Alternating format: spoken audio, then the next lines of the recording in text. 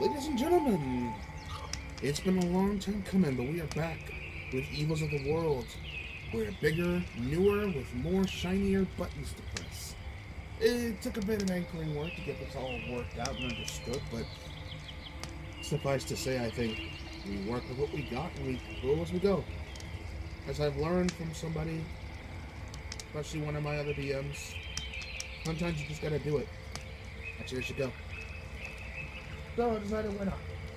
Besides what I've got planned so far, will hopefully set us up on the future paths. For a large recap for everyone, including our beloved audience, where we last left off, the party was just dealing with, of course, a classical troll bridge encounter, pushing above and beyond where they fought off a baby sea servant, some looked like lion turtles, and of course a cyclops that was there with the water troll.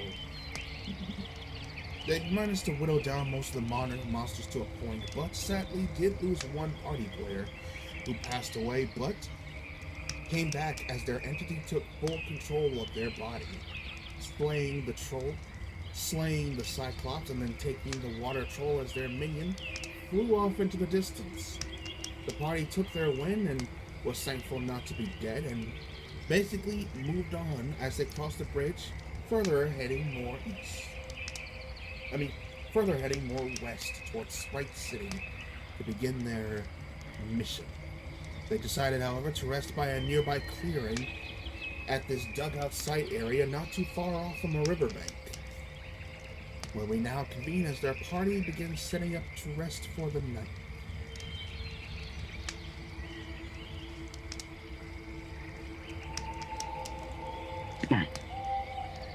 So this hole here is exactly where my weapon was.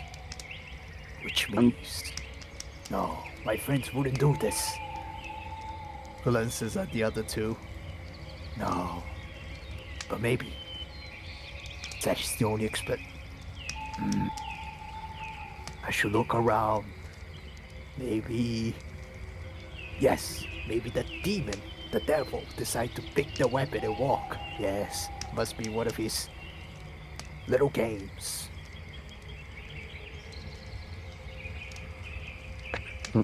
Trevally, you sure you didn't just misplace it? I'm certain of it. He points at the tiny little hole where, because the spear was sink to the floor, to the dirt. See, there's a tiny little mark here, which makes me certain the weapon was exactly here. I mean, I guess a warrior wouldn't misplace his weapon. Exactly. How do you... You'll be learning a lot. Actually have your weapon, Chevalier, or are you doing it? I'm playing a prank on him.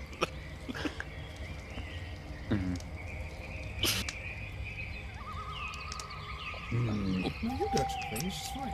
You know, it's... Yeah, damn, I'm playing a prank. I hid his weapon while he was asleep. I beat his passive perception. You could have DM'd me that. I didn't see it. It's fine. Oh, DM, you said that during the pension, when I was trying to grab the weapon, I felt some sort of connection. Could I try to use that to try to maybe get a sense? Why don't you give me a perception check instead? Alright. You know what? Trevally is feeling a little bit agitated. He already got lost one of his friends, so... Oh, damn. He's wow, you are full-on pissed off. And no more pissed off. More like focused. Well, I feel like you felt some aggression and frustration watching people pass off and die, and now it's just starting to get to you. Jormungandr comes in as he sees you kind of more agitated and stressed lately. It is with advantage, so... Yeah, so you should be able to... there is no the plus thingy-majig. Oh wait, it is... I forgot how we do it, but let me reroll that. It should be a button. It should be like pressing like shift click or something, but... that is 26. Because it's strength. Yeah, if we ever need to roll at advantage or disadvantage, just roll it again, or use the button options, or just take the lowest roll. Okay. Because I don't turning know on the if- arrows ruins some of the other auto configurations. Ah. How do Anyway. you do the button, by the way? Oh, control is disadvantage, alt is advantage. And then Alright. just click the roll you want to do while holding either button. Or even, yeah. Alright, does a 26 does it? Yes. 26 does do it. No, this doesn't look like it adds your raise to your feature. To your... No, it is using my strength. That's why I have. Oh, yeah, 8. no, it's not gonna change that. That would be good shit, but it's not gonna. And I'll have to look at the programming for that later to see if that's possible. But yeah, 26 very easily as you feel your rage kind of gets you more stressed, and you see buried just a little bit underneath the what do they call those tall pillars? You can. Wait, it's over. It's over. Oh, you see over here by Rock. this rock. That's where your staff is. No, there it is. Okay. Trevally raised his hand, fully focusing, even feeling a little bit of anger underneath, worrying that there might be an ambush nearby. He feels the traces of blood nearby his spear, and as he suddenly leaps really fast over the boulder and immediately grabs the weapon. Ah, I knew it, I didn't misplace it. That devil playing pranks over me again. Ah, Oh, you found it, Ramali? yes, it was right over here, behind this rock. Who could have thought? The devil's playing pranks over me again. Must be that. Whatever. It helps you sleep better, I guess. I shall sleeply sound. Be careful so your belongings don't disappear.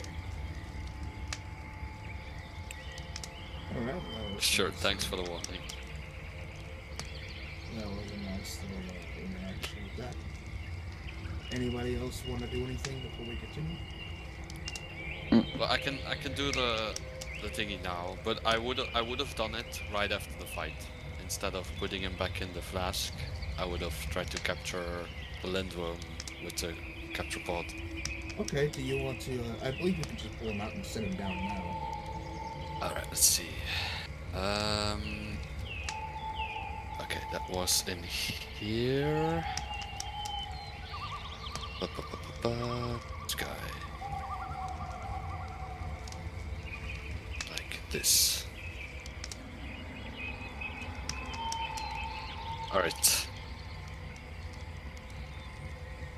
Now what did I do again for this? The terror pod is just very simple. Basically, it's supposed to be the saving throw based off of your highest spell modifier and proficiency. Once it fails that, it will be completely caught into it, and you can release it and it'll still obey.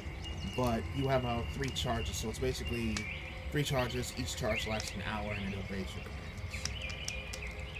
Or at least as a, or no, rather as a friendly. Wasn't as a it friendly, 6 as a- charges with each 10 minutes? I think that's how it worked.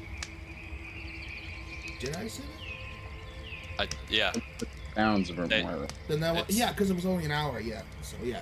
yeah, because it 6 was 6 charge, 10 charges minutes. each 10 minutes, and they recharge. Yes, and it is, they- and it's not a beating. It's friendly to you and your allies. Okay, so you said my highest would be. I mean, my spell save is 17. Yes. So in other words, this is the creature's spell save against your. This is a charisma save against your 17 DC. Okay. Doesn't look proficient in that, so that's gonna be a -1. Yes, indeed. And it got a 14. Oh, 13. He's not very charismatic.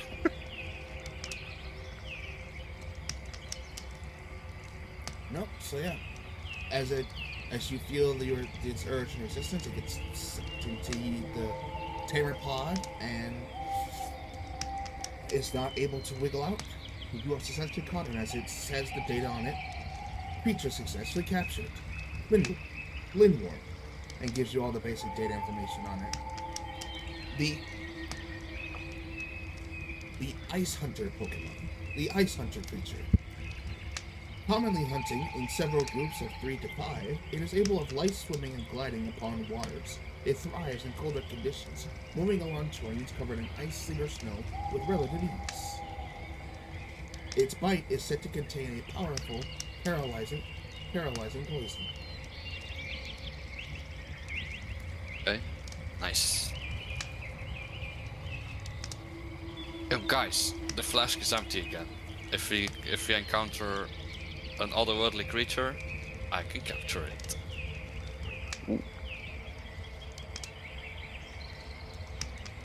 No, I'm still curious on how that would work on a person, but Well, it says the flask only works on creatures not from this plane, so...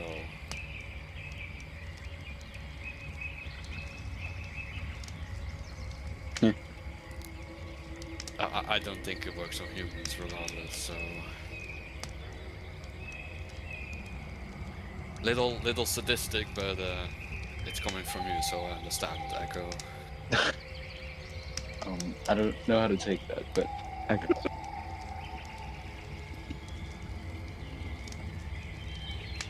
That's all I really needed to do, or wanted to do.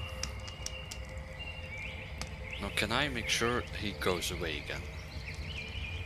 What, to like put him away, or? Yeah, delete his token. Oh yeah, Doesn't just look delete like it. Yeah, can you not delete it? How? No. You just click on it and then press delete. No, doesn't. Oh, that's interesting. I I guess don't even being see it. trusted still doesn't give that to you, but I don't know. We'll have to work on that for a little bit. But for now, is that it for everybody else? Yep.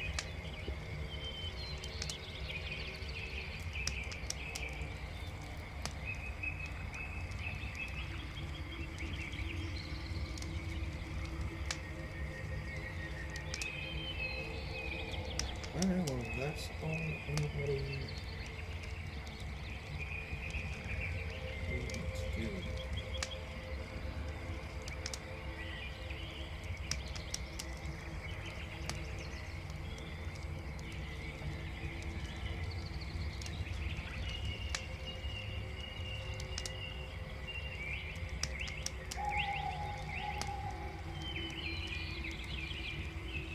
I guess now as good as ever. Real quick.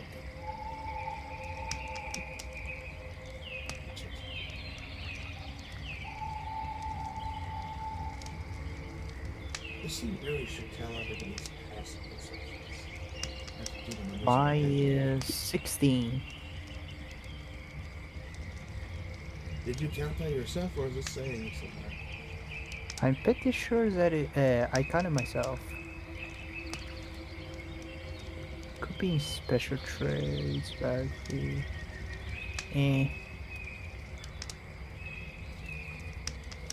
I mean, isn't that just 10 plus your perception? I think that is. I'm just trying to remember quickly. So yeah. That's 16. Yeah, that's Dark good. vision. Yeah, that's fine. Alright then. In that case, yeah. As you all turn in to rest your heads for your night, the night seems seldom and comforting as nothing seems to go on when you all go into your sleep. However, let's see, who do I want to throw?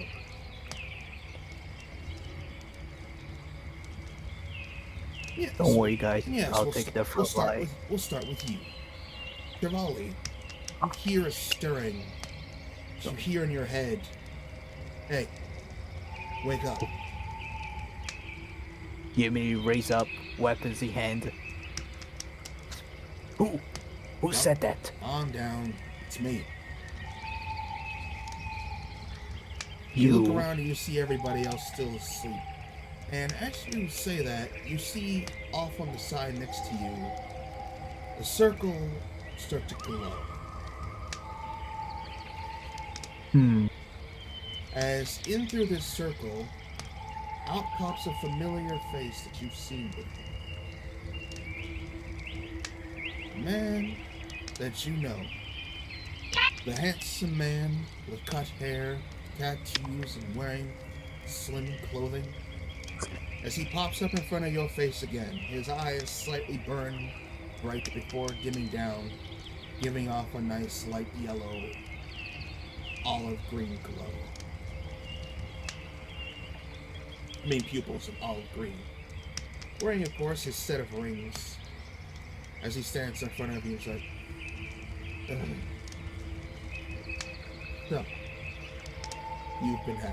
So, you've been having trouble. Again.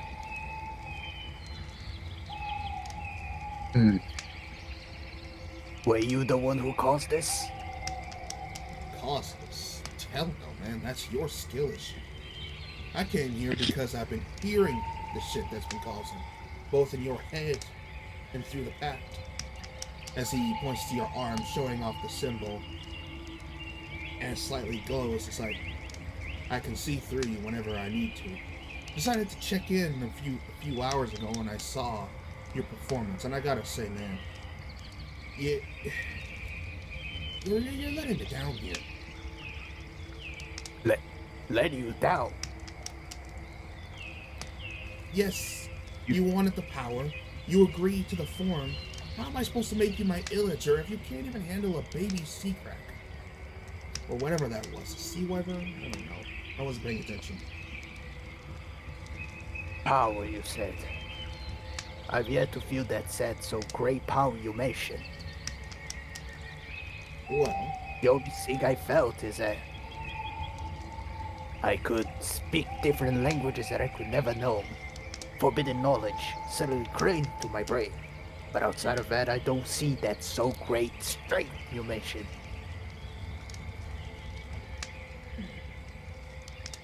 you see him cross his arms, looking a bit perturbed, but then he thinks for a second, like, That is true. Come to think of it, when I gave you the pack, you should have gotten a boost. You're still looking, and he kind of pokes you, a little the same. No, where's the magic? Wait, what did I channel through? Channel? The end of the pack, when you took on the power, what were you holding? Yeah, I was... He looks at his weapon, his anvil, his pike. Maybe you mean this? You show him your anvil, and he looks at it. He's like, it's no wonder why. I mean, don't get me wrong, this is just like an arbitrary model weapon. The power I'm giving you would need something more antique, if you know what I mean. Antique. He starts stroking his beard, confused.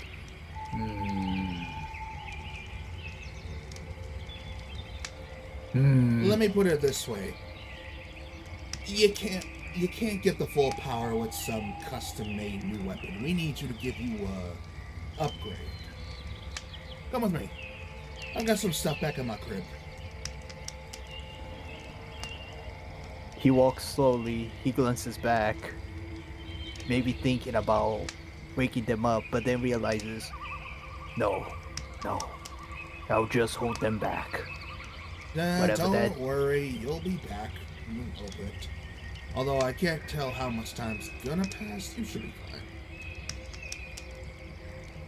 He nods in agreement. He's still thinking about all his failures recently. Let's see. The beehive, the mansion, the bridge. So many people has died because of his weakness. This is no time to be picky. He hears what the demon said and nods and starts following him solemnly All before right. giving a last glance towards his teammates. All right. Let's go. You see him pull out from his torso a small little like box that looks kind of like a Rubik's cube, but has buttons on it instead of like pieces. He presses one on the side, and underneath the two of you, a circle performs out. As you both get suckered into that, a hue of light comes in, and you both disappear.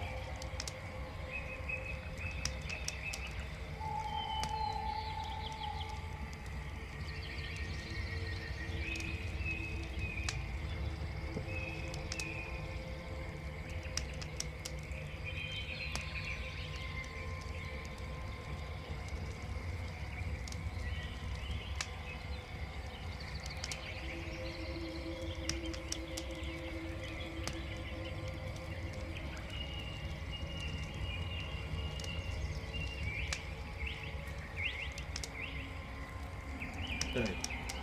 And while you do that, we get about an hour or so, an hour or two passes, and Aldrin, after going through your trance, which because you were already kind of semi-aware of what was going on, you decided to let Aldrin go for whatever reason may be. As you Which overthink, volley? Aldrin, Yeah. But you mean I let Trevally go? yes. Okay. You already remember full well who he was and what he could do. And while you would have liked to be opposed, you know that whatever path Trevally is taking, you have trust in him. Meanwhile, you actually start thinking about a few things yourself. And after going through some notes and stuff, you remember that you wanted to pick back up on information about what you had found before, involving both the tower and the book, the journal itself. But most importantly, you wanted to think of a way to see if you could contact the collector. When you hear a voice next to you, or rather you see a door pop up, This again. The door. a door,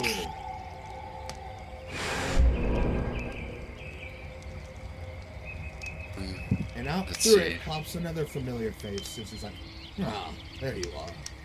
I thought I heard your call. As you see the same familiar, full black dressed and suited individual wearing a kind of almost full molded helmet mask. You can't see into his eyes normally, but he also still wears his own kind of like top bowler hat. I mean, bowler to describe it. But either way, Yeah. he comes through and he says, hold on. I heard your call a while back. I'm glad I found you. I wanted to give you an update on a couple of things, or rather, I wanted to show you if you have the time. Sure. I was interested in having another chat with you. Let me do one thing first to make sure my friend is safe. I'm gonna let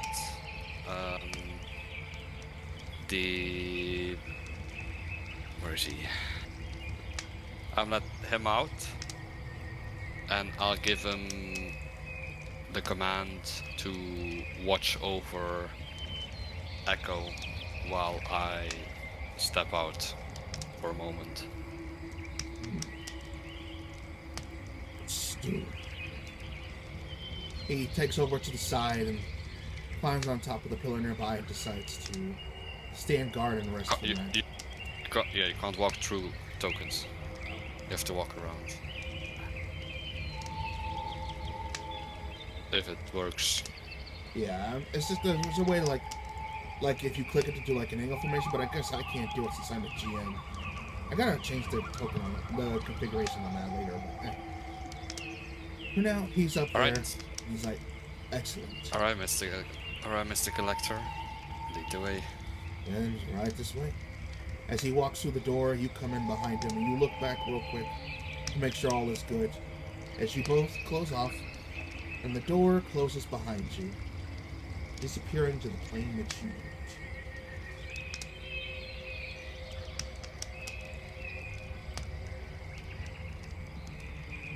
And finally, we come to you, Echo. You have honestly not been asleep this whole time. As you sit up with everybody gone, you look around because, believe it or not, you sensed this earlier but kept quiet. There is a presence off near the river that's been watching you.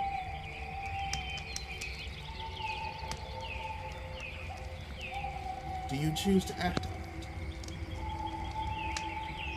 I'll stare in their direction.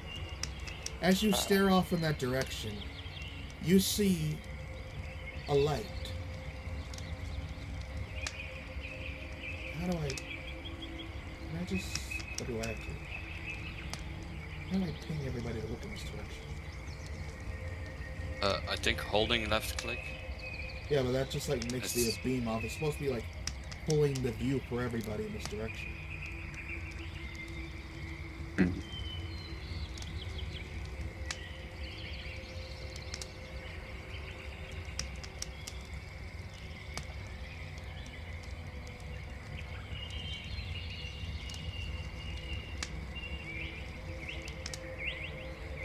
I want to try to do this when I stream, that it automatically like gets everybody to look in this direction.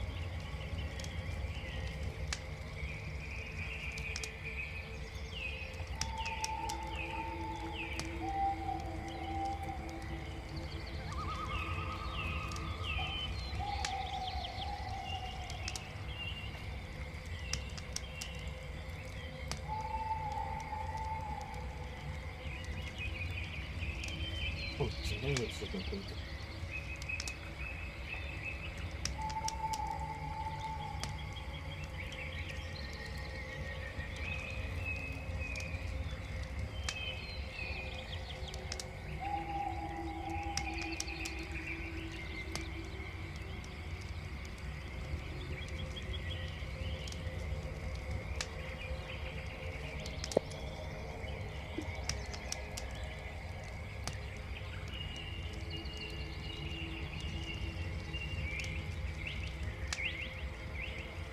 Mm.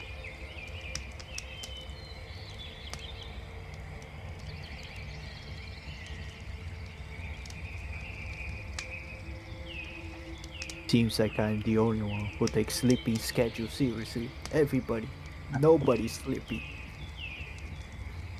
Brother, you're the first one who ran off. What do you mean? This is Well, awesome. I was trying to sleep, by the way. There we go. Oh. It's shift and left click. There we go. As you see that light off in the distance, you approach it. I'll kind of smile and get up. And I'll slowly approach.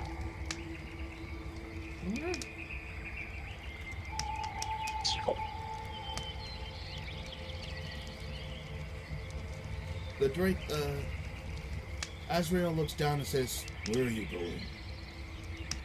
I'll be back. He You can comes over, follow. flies over and says, "My assignment is to keep watch over you. I will join You can- you." Okay.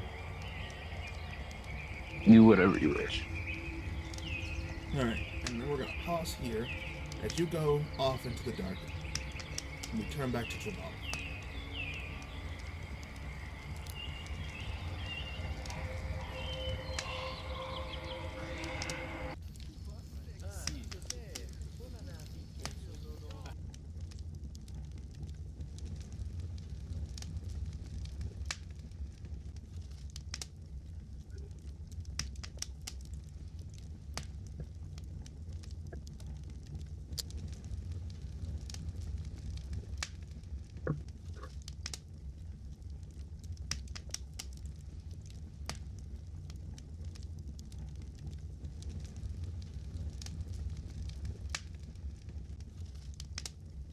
decide to place down the audience token here as well.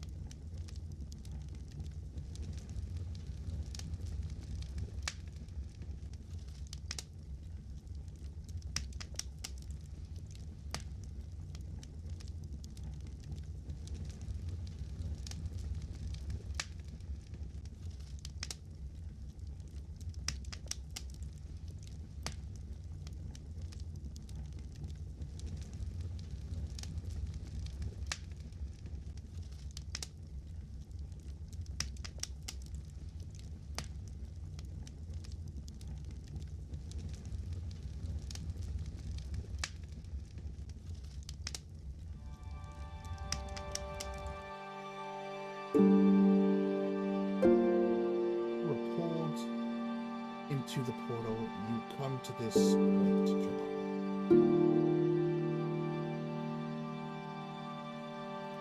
And after stepping through and it activates, you arrive here.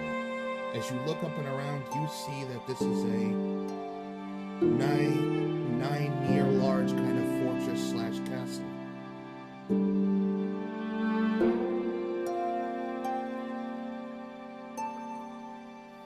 It's stretching up high up to the ceiling, well over 50 or 100 feet. So you come into the center, look down, giving the whole stereotypical ritual circle. You see, surrounded by 4 pillars, light ambiance, but most importantly, you see as well that it seems to stretch off in a couple of different directions.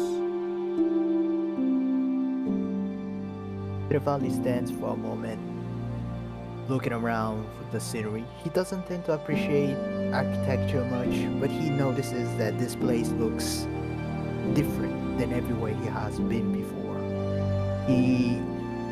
Until his fatigue finally reaches him, he starts leaning on his trusty Enzo again, slowly limping. As I hear of a tap across the marble-ish floor, following that demon may be guiding him towards somewhere he has never been. As he shows up the corner, he's like, "Welcome to Casa de Vergo. Home, sweet home, here in the Nine Hells. Hub in the fire, you know?" I see. Certainly different. It should be. Anyway, come on. Let's get this going. He leads you this way.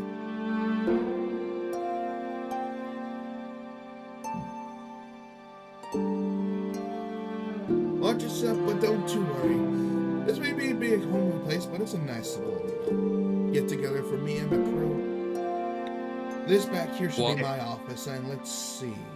And he looks at One quick question. Is it normal that I can't see anything? It's because we don't talk about the map. You know, that's so frustrating. Like, you think even if you're not talking, you should still be able to, like, perceive the map.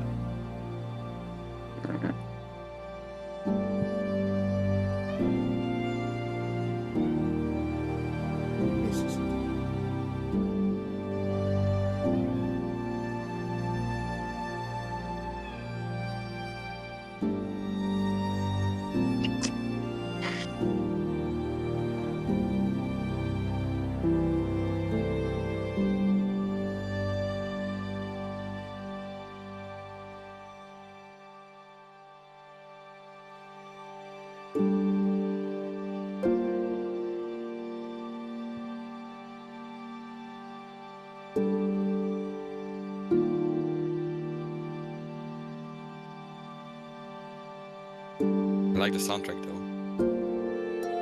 You called? It's something I would listen to while doing some work or something. Agreed.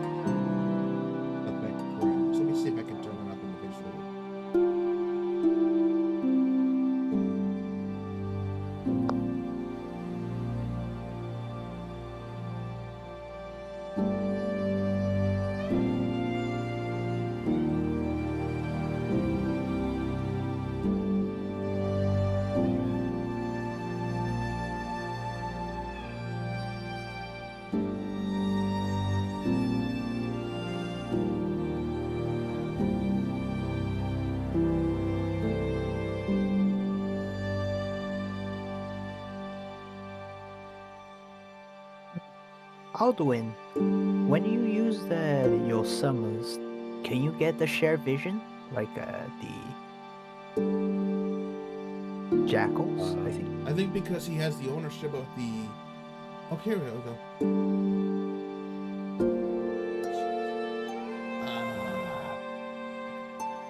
Alright, okay.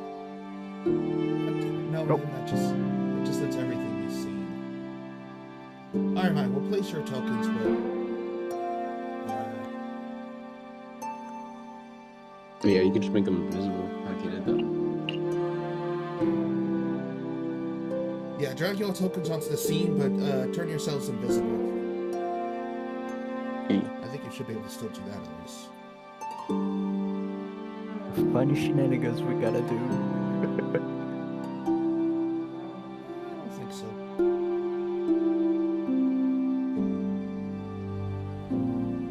Okay. Since like myself. Alduin was already here.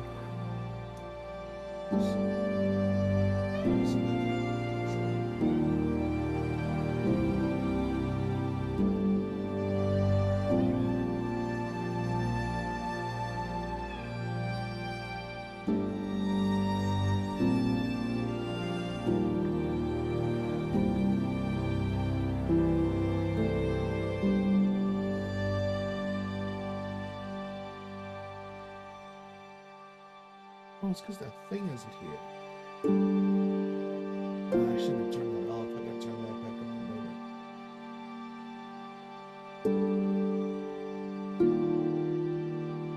We'll worry about that later.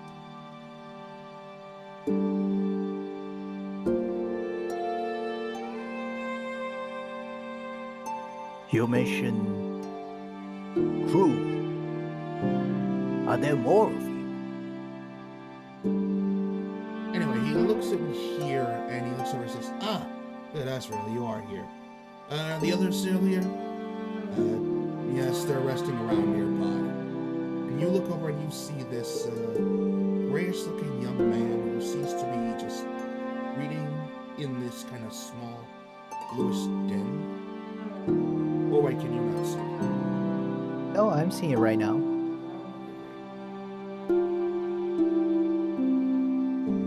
As he seems kind of dressed in what seems to be kind of like seasonal clothing, as he's just silently reading in the room.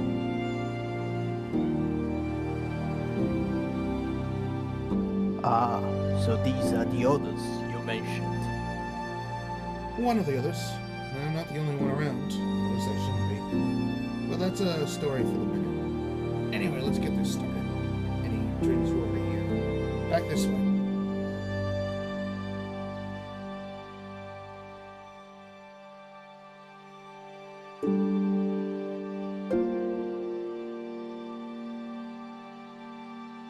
As the archdemon guy said about it, he decided to specifically avoid the carpets because he's kind of wounded and worried about the blood.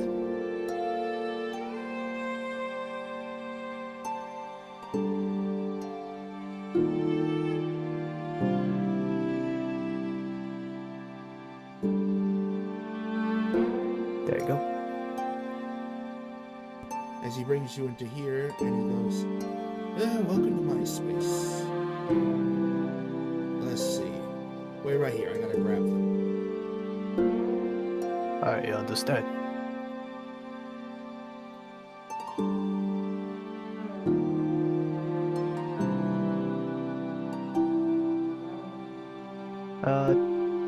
While the archdemon is searching something, Trevally decides to do a quick scan around the room.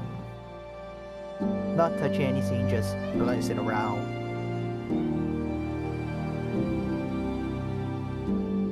Try to understand what sort of person his benefactor is. You look around and it's a pretty nice kind of decadent small placed office. It's got lush furniture. Seems to have another room locked off on the side. A few papers that seems to be sitting on the table. You see behind him is a large kind of glass pane window that seems to pan out into a rocky escapade that goes upward. But you also see as well, further off in the distance, what seems to be kind of varying other towers and stations. If I decide to go All to seems the... to be lashed by either chains or seems to be some sort of like floating other islands sticking to them. Alright. Trevally decides to look at the window, stare at the scenery, thinking about a couple things.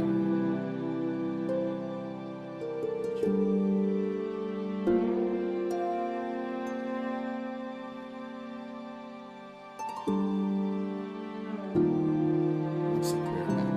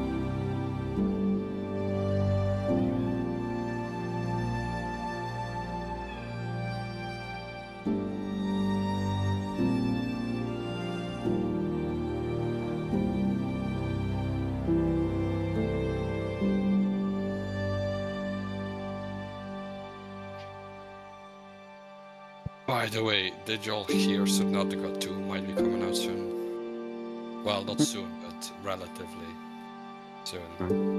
I don't know. Like I tried to play Subnautica 1. I couldn't, but maybe if someone else is there, maybe I can. Wait, what are you talking about? Subnautica 2. Oh, Subnautica. Right. They'll have multiplayer. Not sure if I- that's a game for me. Yeah. I have the phobia of the deep waters. Ah, So I tried, but I couldn't. Yeah, that's fair. But I played through all of Subnautica 1. I played a little bit Sub-Zero, but I didn't really fully get into it. I didn't really like the puzzles and progression. So how many times did the fighters get you? I saw it 3 different times, but they never killed me or broke any of my, like, Okay. Sorry for the wait. Oh, I had to handle something real quick, and it might be a minute. So this might be a short session with the test because I got a delivery coming in that I gotta help with because they're not gonna do anything about it. Hopefully they'll be late. Hopefully. But anyway, let's get further into it. Chevalier, as you are sitting there looking through this, you hear some banging noise inside this room as he's like making some yelling at things, and it sounds like he's yelling in Infernal. oh, As you I may have do heard- understand Infernal. Oh, you do? Perfect. Okay, cool. Yes. Like I said, I was received forbidden knowledge crammed into my brain, which allowed me to understand languages.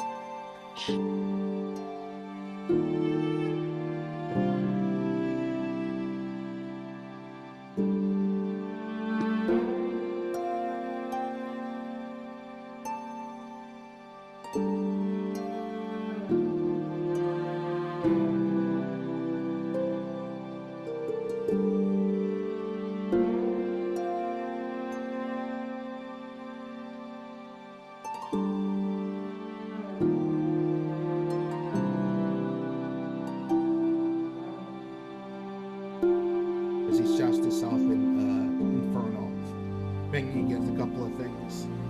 And as he's doing that, he seems to be coming closer to the door, where he eventually kicks it open. He's like, deal with too much these days.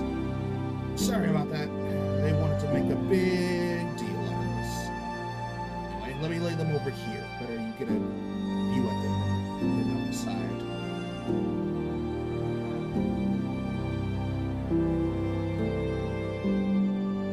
And out from here, he starts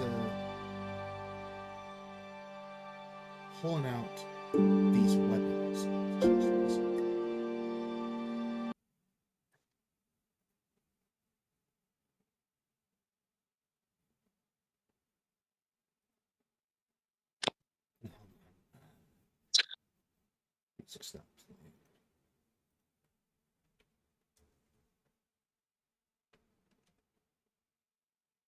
I just can't help but notice on the chat, stupid non-player character.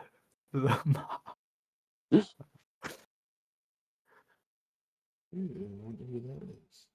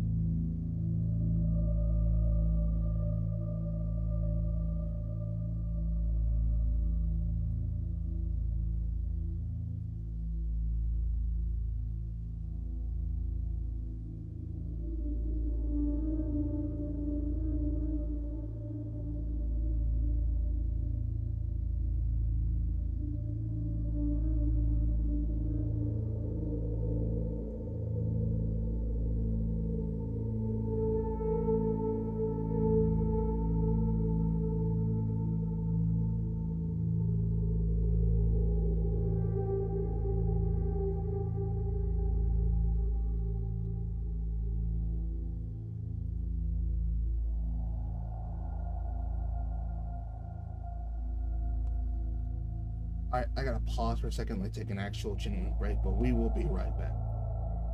Yeah. Okay. Okie dokie. Do you guys like jizz?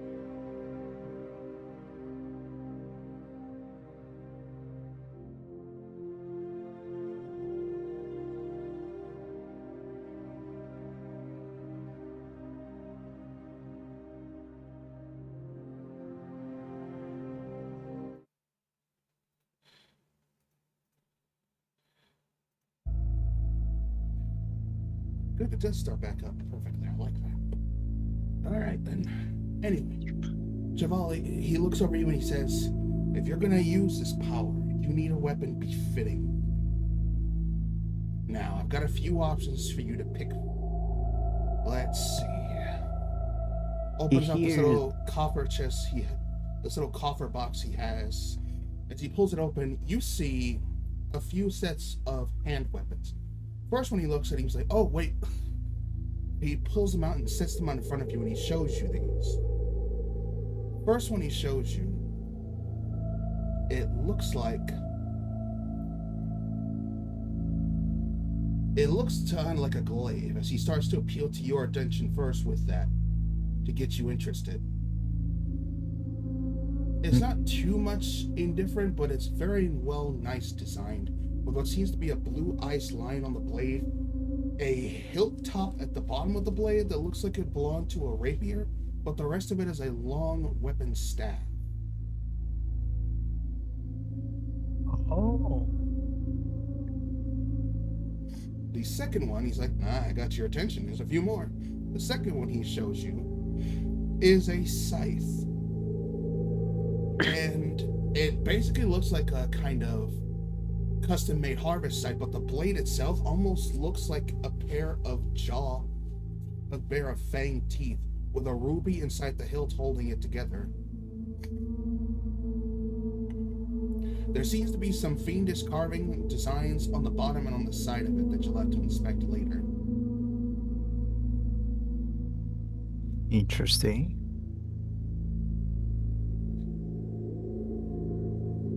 The third one he pulls out is a large war hammer.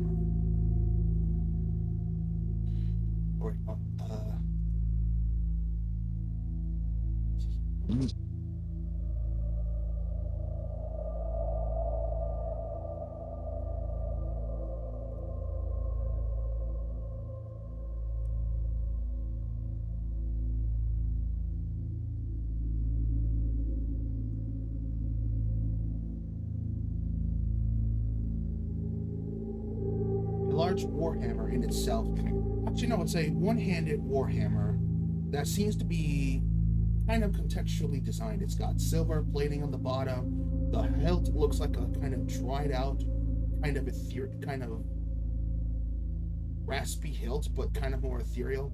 Spike basin underneath the hammer, but the hammer itself looks like it's got multiple skull carvings designed into it, with the front of which giving a light glow when facing something.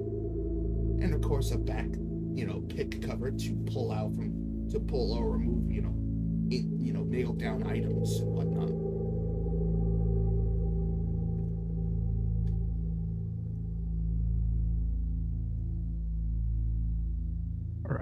All right. The second one, he pulls out a large great axe. This beauty shimmers of hard pressed steel and iron. The blade itself looking like a fine carving with diamond rivets along the edge of it. On the top of it is it looks like a sort of small fiend skull that has a light orange glow coming off of it and a spark of electricity that seems to shimmer around the hilt of it. And most importantly, it looks like when he holds it firmly, it gives off a kind of molten, veiny texture.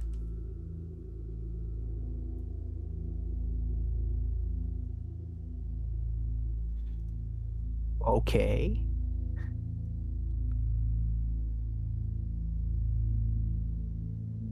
He then pulls off what seems to be a short black sword, a decent long sword made of a kind of starry-esque texture on it that seems to have a kind of rock-hewn hilt. However, before you can get a full view of it, he quickly pulls it away. He's like, oh wait, whoops, that's not supposed to be in there, that's for someone else. He tucks that away. He says, where is it?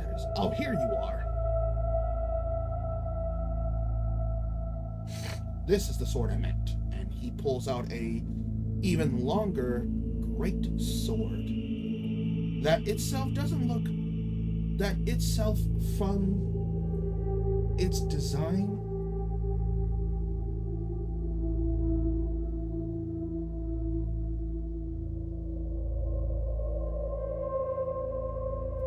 it appears to be a beautiful cruciform greatsword with shining silver lined on it, with inlay of sparkling rubies. It seems to slightly, even with the small chips on it, it seems to give off this sheen of divine and radiant energy.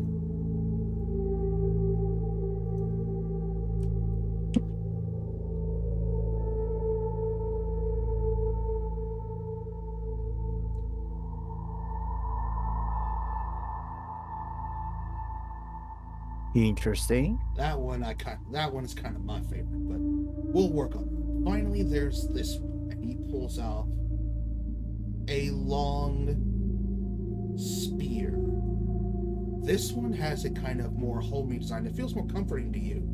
It seems to be made of nearly all bone, except for the blade itself. It's kind of like seems to be carved from some sort of interesting rock, with also more intricate symbols placed on it. But most importantly, the cloth itself, it seems to be kind of gripped. It seems that the leather on it is so firmly helmed and gripped on it, it seems to have leftover residue of blood from the over-textured grip that has been placed on it, that you can tell from many use of aggressive combat. You have to pull out the picture slightly to see the whole thing. I don't know why it was. Yep, it is very long. Is it considered a pike, by the way? No, it is a spear. Understandable. Worth asking. And let's see.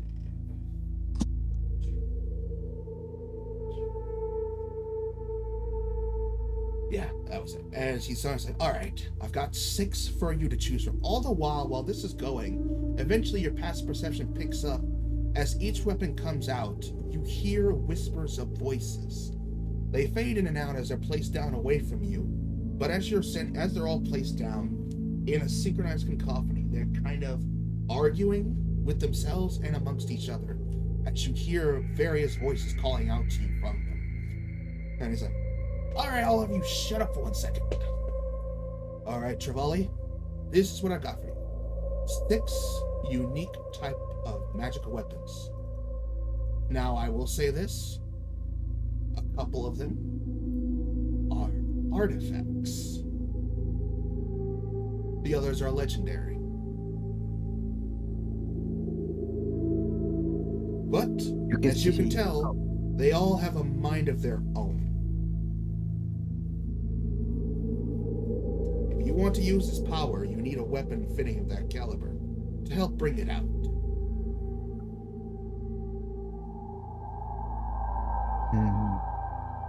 Go, feel free to have a conversation with them if you want. See which one is more interesting to you. I've got to go check up on something. As he walks out and leaves for a minute.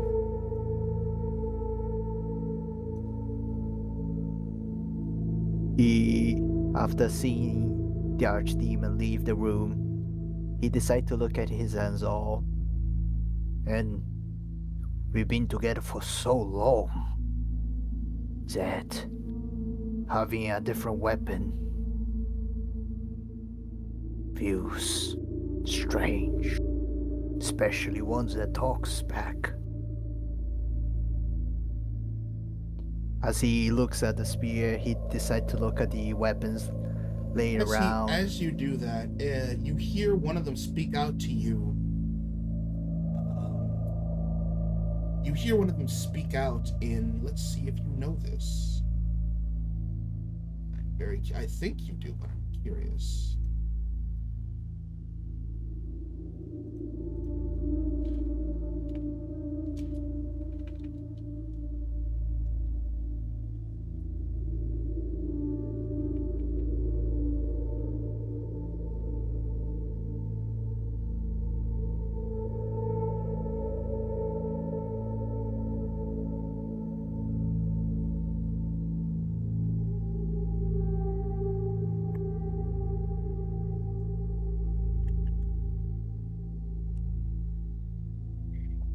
He noticed that language, but he shakes his head, not understanding. In that case, give me a history check as you hear it.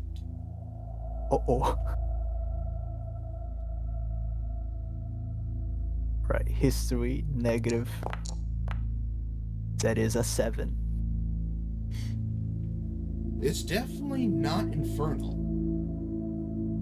You're not sure what it is, but it's definitely not infernal. It feels, the way it's especially enunciated, it feels aggressive and assertive. Almost like,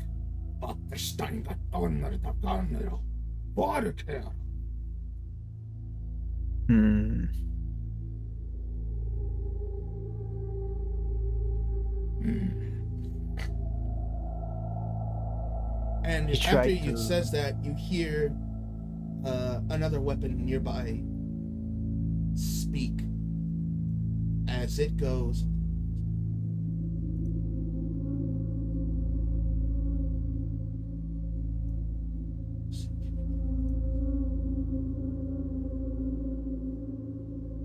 As it goes, don't mind him. He's always shouting something in that other backwoods savage language of his. But never mean that. And immediately he's saying that, the spear speaks up and says, You think you speak to me such way. Well, where is it? You think you speak to Yarowish such way. I slice you through, wretched, overgrown bulk. Oh, I'd like to see you try. You see the longsword say. Meanwhile, the other weapons start arguing amongst themselves. You catch Infernal through one of them, particularly the Warhammer. But the glaive itself, it remains silent as it looks over, as it seems to almost like slightly tilt in place. Almost like the president there is trying to turn away from looking at you. The only one, give me a perception though. Alright. Perception, I currently no rage, so it's normal.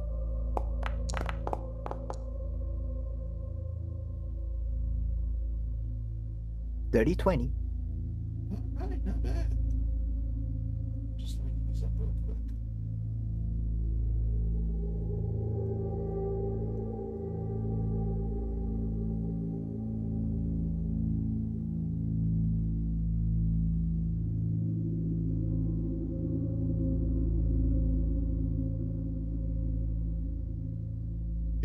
With your dirty 20, the only one you notice that seems to not be talking is the scythe.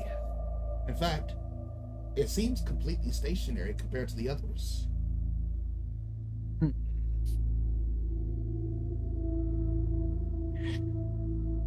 The scythe, huh? I will also say with that dirty 20, you pick up. Let's see.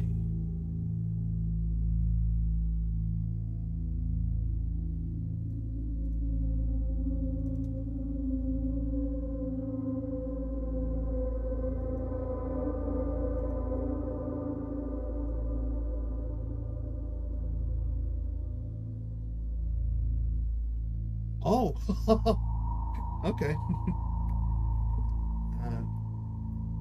You do pick up slightly with that dirty 20 the whisper of a tone of Elvish as you hear the glaive go, idiots, all of them, with a single sense of etiquette in their veins. And it just turns back away.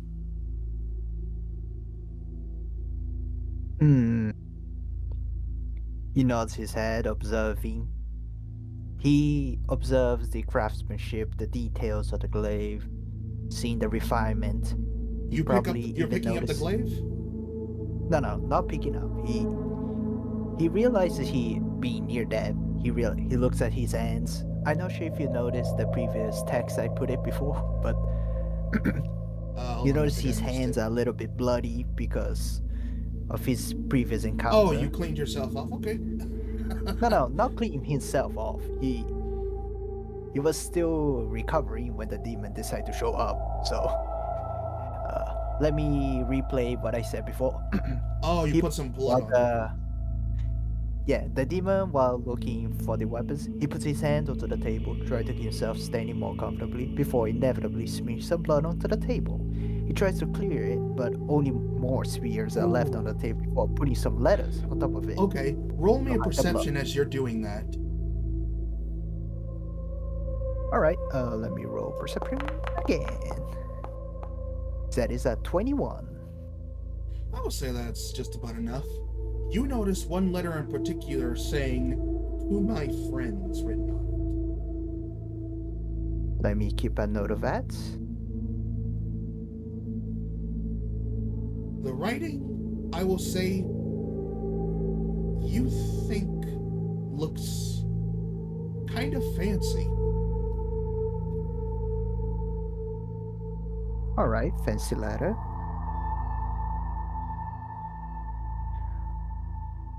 But I was continuing on. He put some letters on top of the blood, tried to hide the smear he left on the probably expensive temple. He says that should solve it before returning to his usual posture. So his hands are clearly a little bit bloody. Right. Alright. But yeah, you catch arguments between most of them, some of them speaking Infernal in order to communicate. The glaive, the only one speaking what sounded like Elvish. The greatsword is the only one still speaking Common. As it says, "Calm down, everyone. Don't you see? This is a chance. Bickering amongst each other isn't going to get us out of here or get what we want. So, my hairy, marbled friend, as you can tell, we are great weapons of power.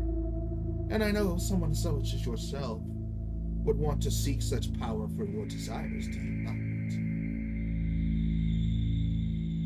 He's conflicted, thinking, I want power. I need power to protect my friends. You hear an Infernal from a couple of them. It's like, yes, you radiate strength, but you lacked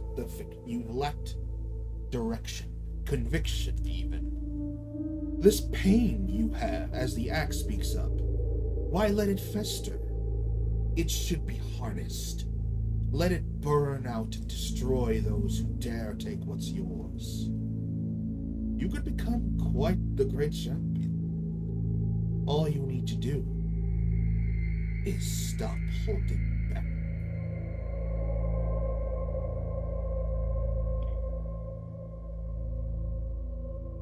He thinks for a moment, even agrees on parts of what the Great Axe has said, but before taking himself back, no, No.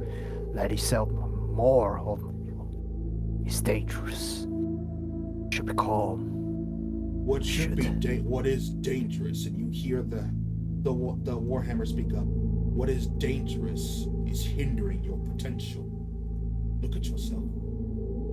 You bulge with the power to tear those asunder. Do you think they would show you mercy? No.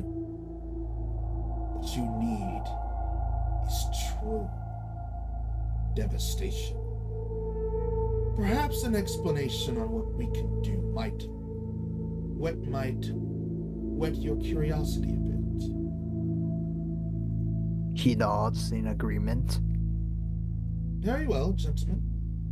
I think we owe our boy an introduction. And while you are doing that, we are going to pan away from you before they give their description. Just close this real quick.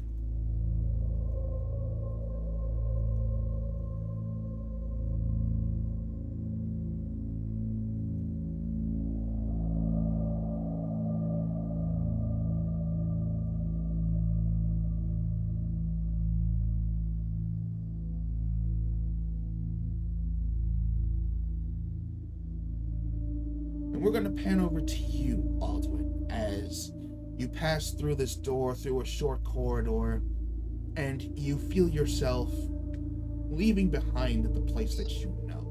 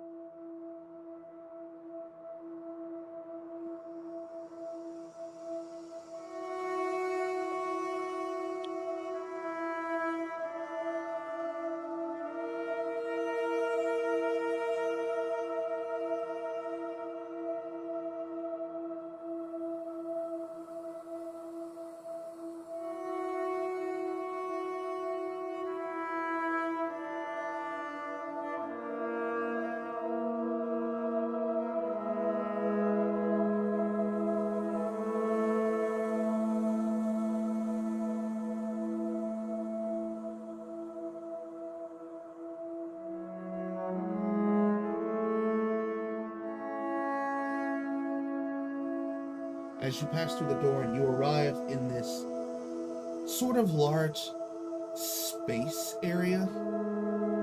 The rest of you might want to make your tokens on this one to see. And you hear all around you a deep ethereal humming, as this whole location seems to be almost astral and essence. Everything gives us a purple, veiny hue, as the hallway itself is dimly lit with a Cretan purple, but the walls themselves seem to almost be, well, made of what seems to be thousands upon thousands of imported vines, tentacles. The whole thing gives off a weird astral kind of psychic-y feel. As you see the collector be like, it arrived. First things first. You wanted to know a couple of things, I believe, yes? Walk with me.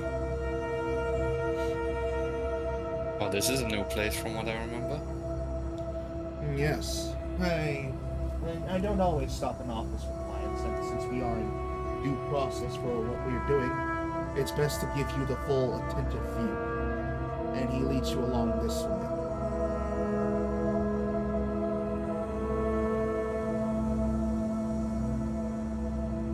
Oh, sorry.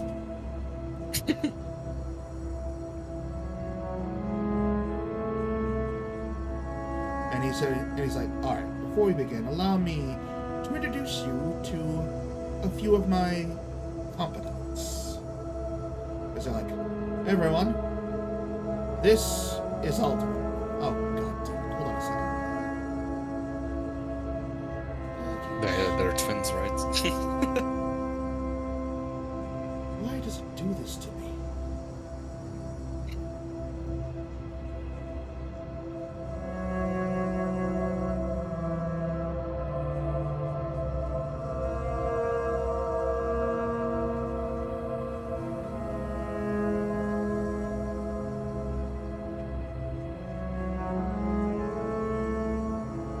And it didn't even see what the... Oh, wait. Oh, no. Okay, hold on. I gotta get these pictures again. I swear.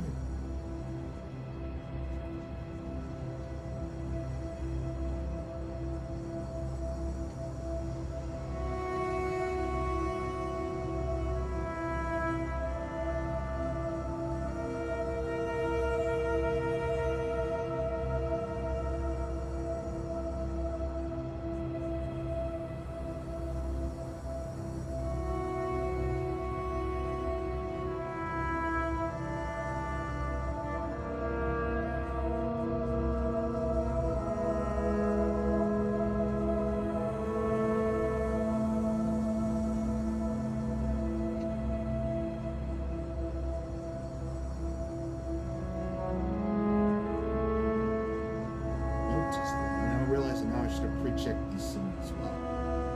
All the dialectic conversation was making. Still figuring out bases, you know.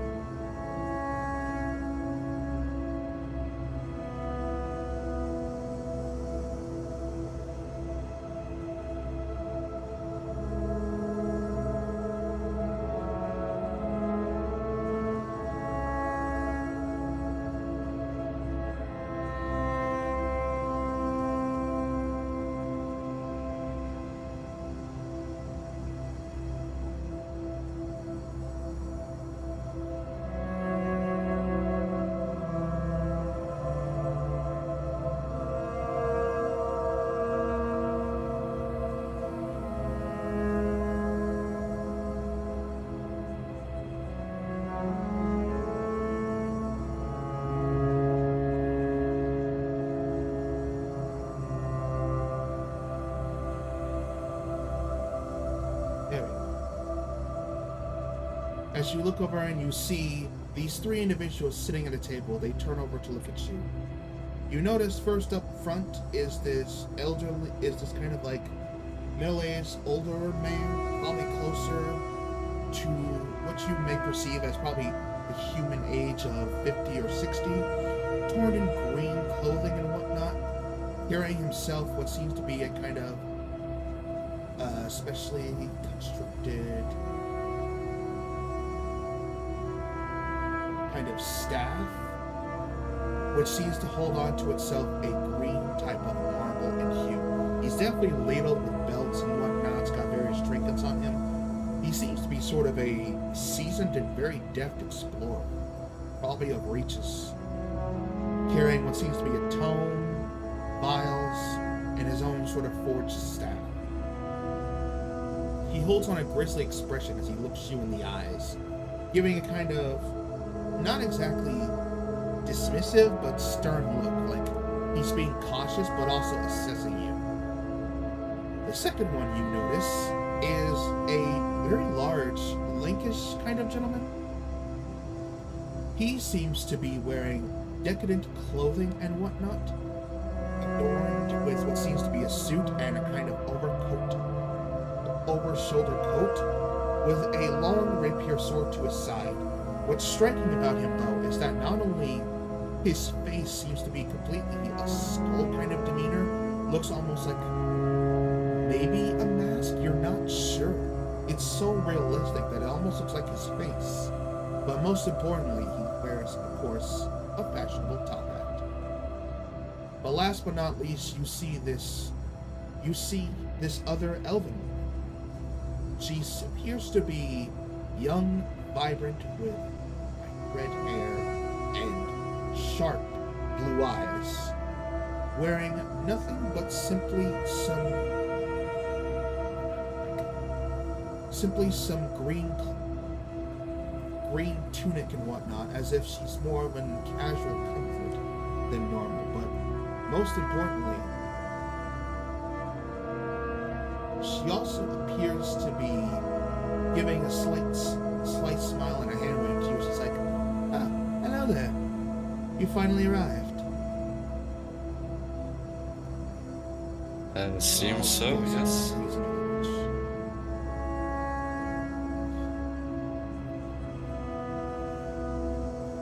Ah, hello there. We've heard a couple of things about you from our friend here. Nice to finally meet you. I want to say the same, but I have not heard anything about you guys. Well, to be fair, Aldwin, you were unclassical client more than of my echelon.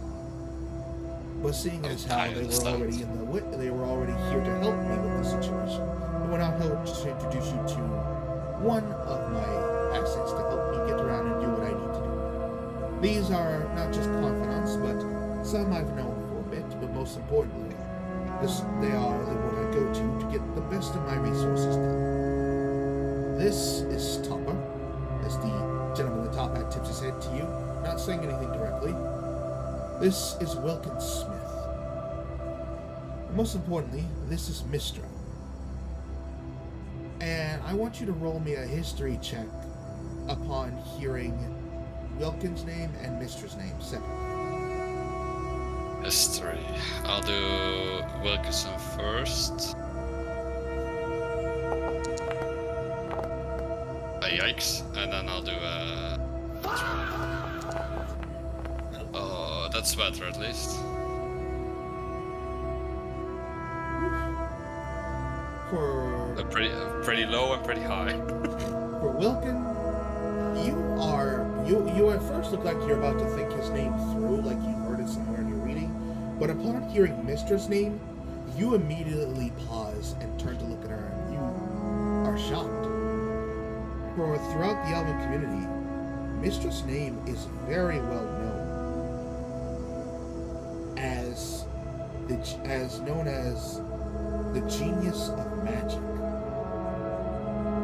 Even amongst certain Elven communities, and even amongst the human community, her name has popped up several times. Mistra herself is a genius talent when it comes to magic.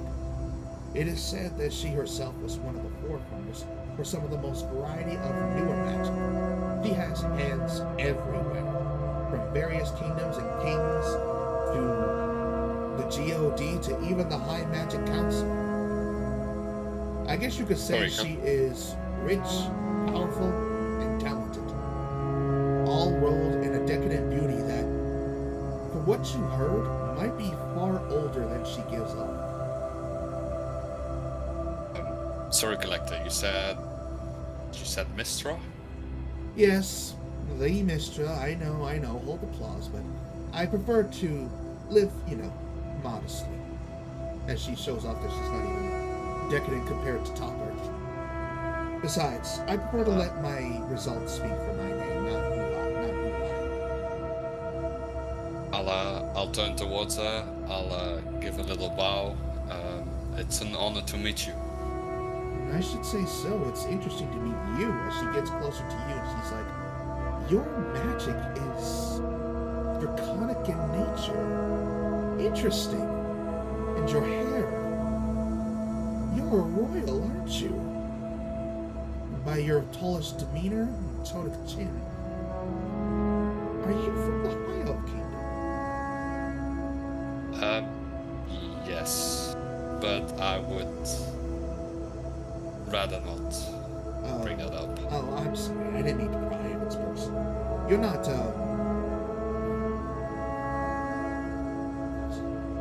did I say? What did I say your uncle's name was?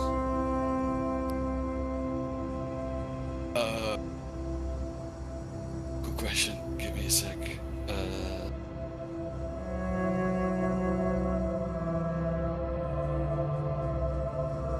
I don't. Did you say it? I think you just. Hold on. Oh no, I actually didn't say. Okay. I don't think you said. You just sent me a picture. Yeah. Okay. So he'll look over and he says, "You're not Bashanti's son, are you?"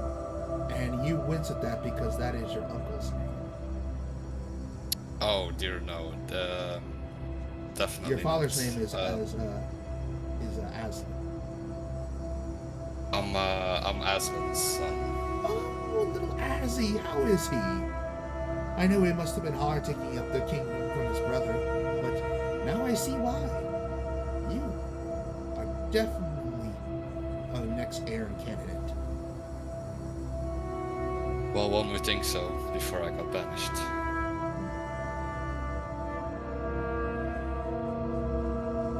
Oh, I'm so sorry. Well, one person to another, it never hurts to reach out to try again and make up for your past. I'm sure your father at some point will make better efforts to assist him. That doesn't sound like him though. Aslan's always been more of a dreamer and a space nerd. And you see her quickly start going to like the kind of position people have when they're like overthinking things and their eyes scrunched and their hands are on their chin and like they're trying to overthink. And Wilkin pipes up and he puts his hand on the table and says, Mistra, we're not here to have a 1,000 question of the boy. We have business. And then he looks up and says, you, this thing. I don't know how the collector got his hands on it, but you made a great opening bringing that to our attention. And for the first time, Topper speaks up and he sounds almost raspy and like his voice is not directly coming out of him, but seems to be surround sound as he says, no, this is a great opportunity to break through some inquiries that the High Magic Council has been reading. And the collector speaks up as he goes, all matter and more to be discussed later. Well done. I'm sure you will want to know more, but for now, I want to show you what exactly we found.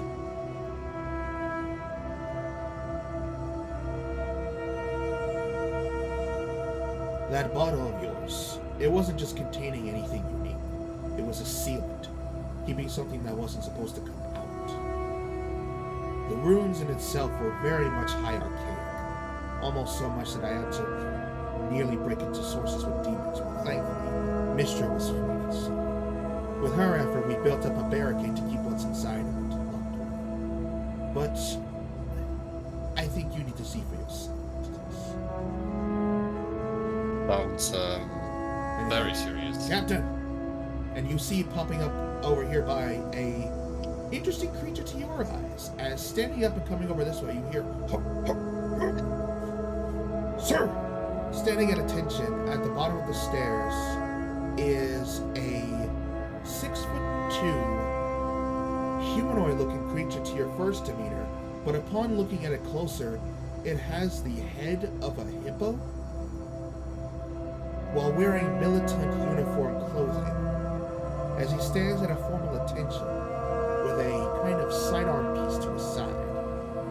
He's like, "Sir, the creature has made no noise in the last few hours. After having attention rampant and using some of its effects, it seems to have become docile, realizing its location." Good.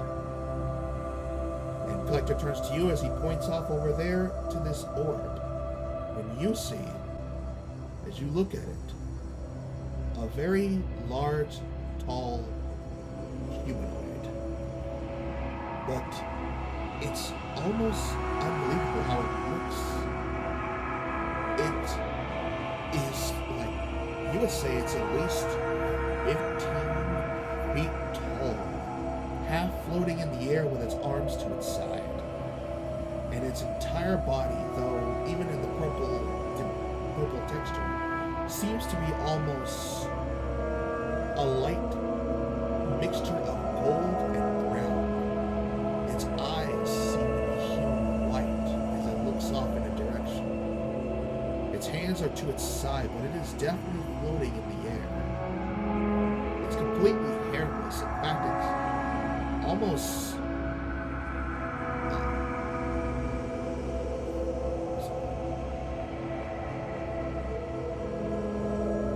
it's almost textureless, but you can tell that it seems to be mimicking a male design, as it just floats in the air, staring off past you, upwards.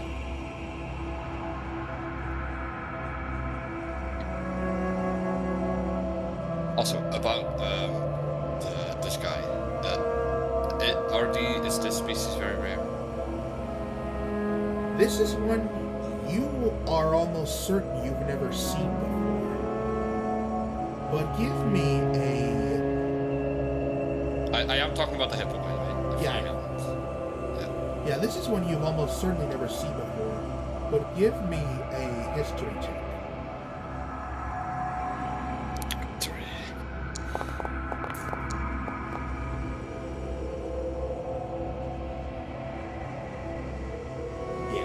With that broken 20 barrier, you can tell that this is still very much humanoid, but not so much what it is. However, you remember peeking in through books that you have read at a time, especially for people who have done planar travel, including records from the realm walkers, of humanoid creatures that have various animal heads. And you remember hearing at some point one of a melodic head of creatures that have lived somewhere between the inner planes. And they travel between both conscious and subconscious of astral energy. But they are also very skilled tacticians and fighters. You can't quite remember the name, but it reminds you of peanut butter? Well, I haven't seen this species before. I have read about you. Never thought I would meet one person. It's how would I say? It's interesting to meet you, good sir. Yes. Corporal Tusk at your service, young man. To answer your question, I'm sure you're curious. He is a gift. Or, depending on if you're from the south, Jim. Okay. But this isn't about him. This is Now, about this. what do we have here? This is something. So this was in that little bottle? Yes. And this is something I've been curious about for a long while. I heard tales and rumors about it, but now we found it. But it only did not answer too many questions. But from what I could glean, this appears to be something to do with the High Magic Council. If that were to be true, that would be very nice. I'm afraid your perception of the High Magic Council is not so much as amicable as they claim to be. They rule and set the authority, but they also can dictate and have absolute jurisdiction over what you can and can't do with magic.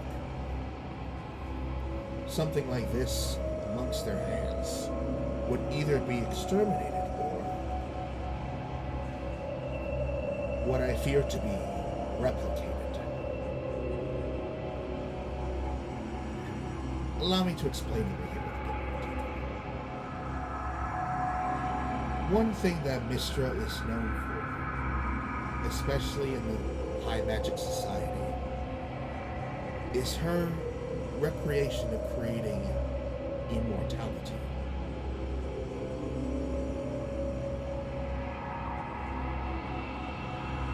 Also known as the Alchemist.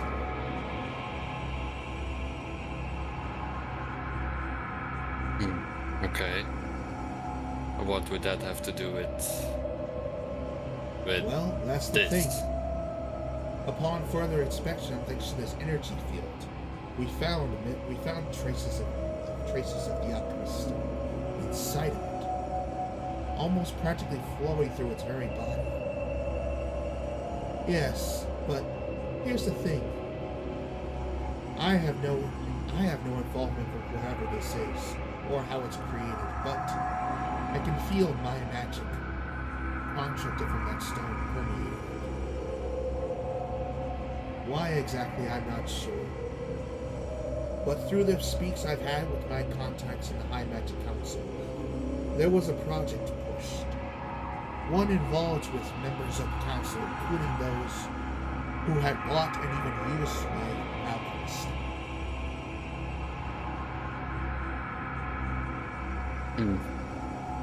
They wouldn't tell me directly what it is, but they simply said it was the next step. Now it appears we have found an answer, but it will not tell us anything else. But what we can glean from it is that it very much believes itself to be an ascendant, chosen by, as it stated, God itself. Which is why I called you here. For you see, the God that it speaks of is one that you should be very much wary of. Especially since you have that book in your hands. And with that, we will pan from you back to you.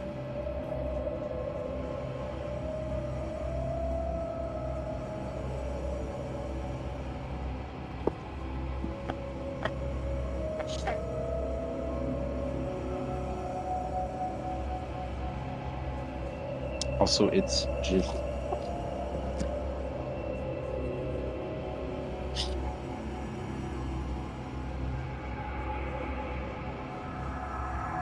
I know it's true.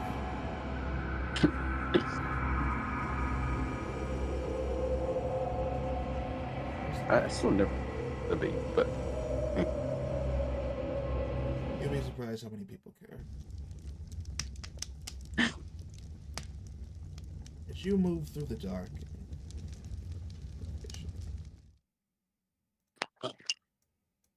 and the darkness kind of comes off. Do you move through it with just darkness, or do you turn on a light? with darkness, it's something I can already see. So All right.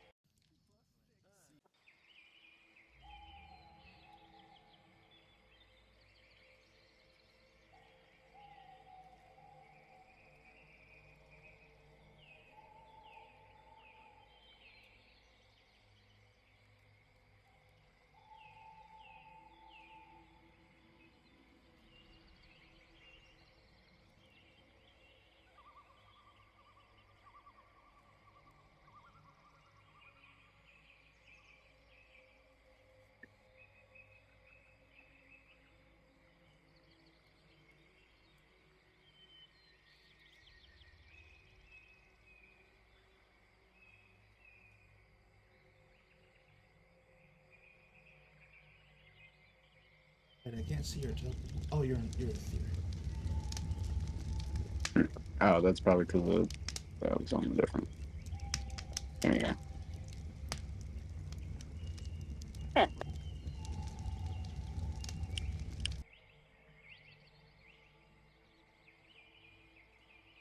Okay, well, for the sake of the audience, we need a little.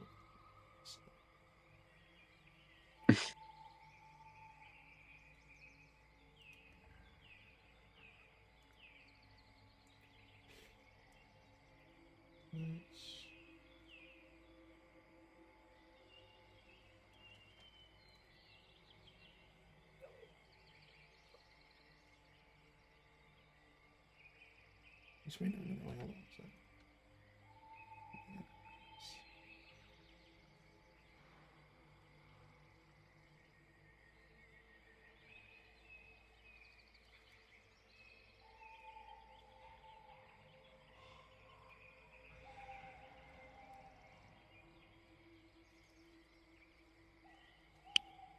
Can you like see yourself in?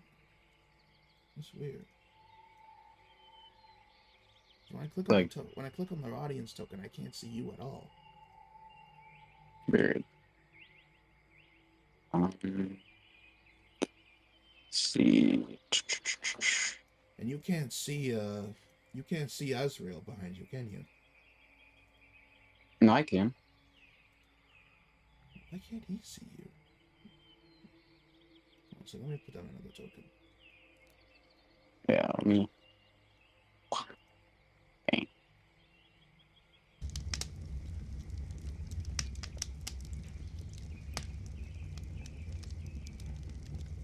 You see this one? Okay, now I can see everything. It's interesting. Weird. Okay, I guess that token was not like edited right, but okay, that's fine. How do I delete a token? It's not letting me.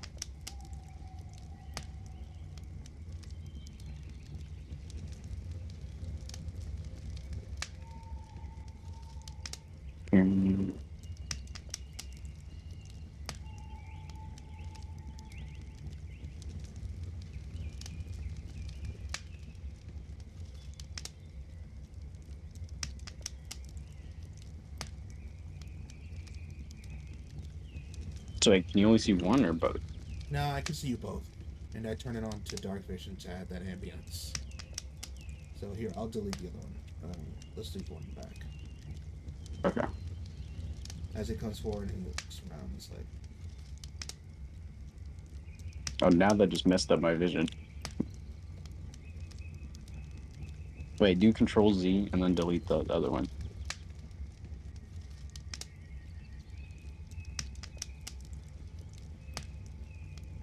this one? Yeah. Okay, thanks.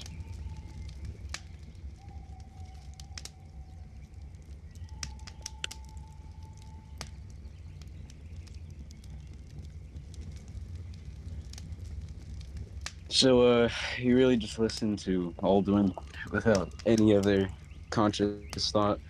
He has potential to be a grand power. To be a power of great draconic authority. He has earned the right of demeanor, in my respect. But don't get me wrong. He is still a young one. The minute he shows any viable weakness, crush him. Our thing. Good thing I'm not there then. In the meantime, what is that light you see in the distance?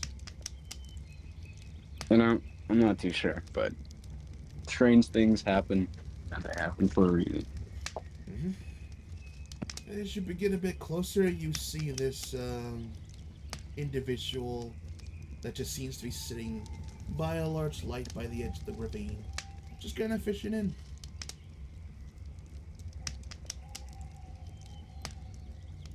Hey, I'll get on top of the little area. As you get closer to that area,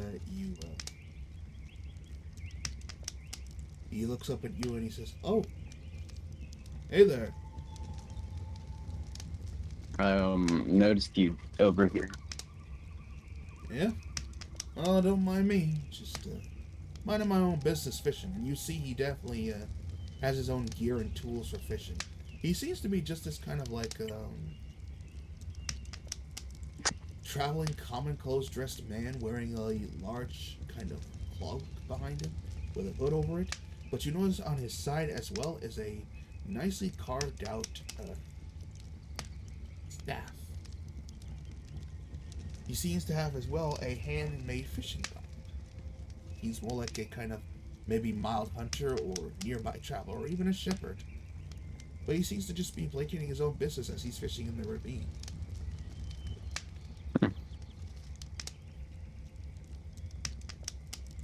So, You to join me, friend?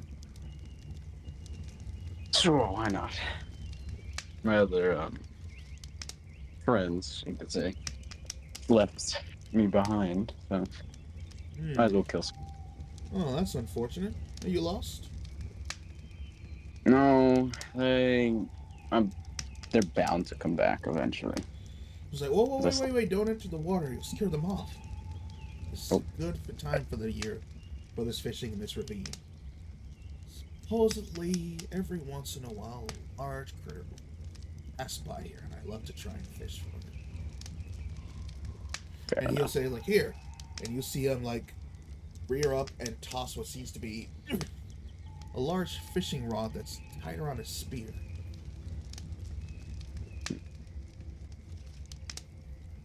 Don't worry. Don't worry. With that big guy behind you, you definitely got the strength to pull. Okay. Well, Never knew somebody could have a dragon for a traveling companion, though. not exactly mine, but, or, I am not his companion. My Yeah. master has given me strict orders to guide and protect him, as he is seemingly the only one left of the world. Strange, though. Where did the others go off to? Where did that simple one, the one that grew large, go off to?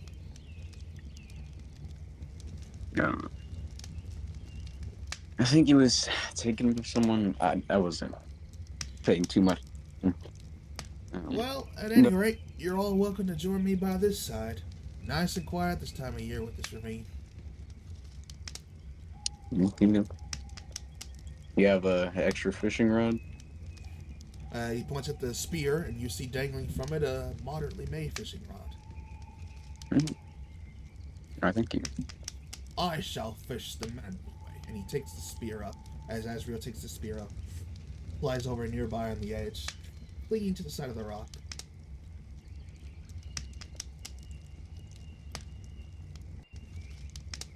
And we'll say about probably close to an hour passes as light fishing is going on. You each catch various trout, bass, and even a couple salmon from him. He's like, ooh, some good salmon this year.